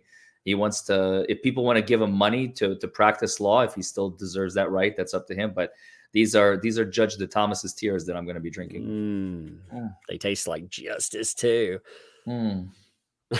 Oh yes. Oh, hashtag buckle up. Oh man, splash that on. It'll de-res your video. See you, brother. Later, man. Have fun. Yeah, man.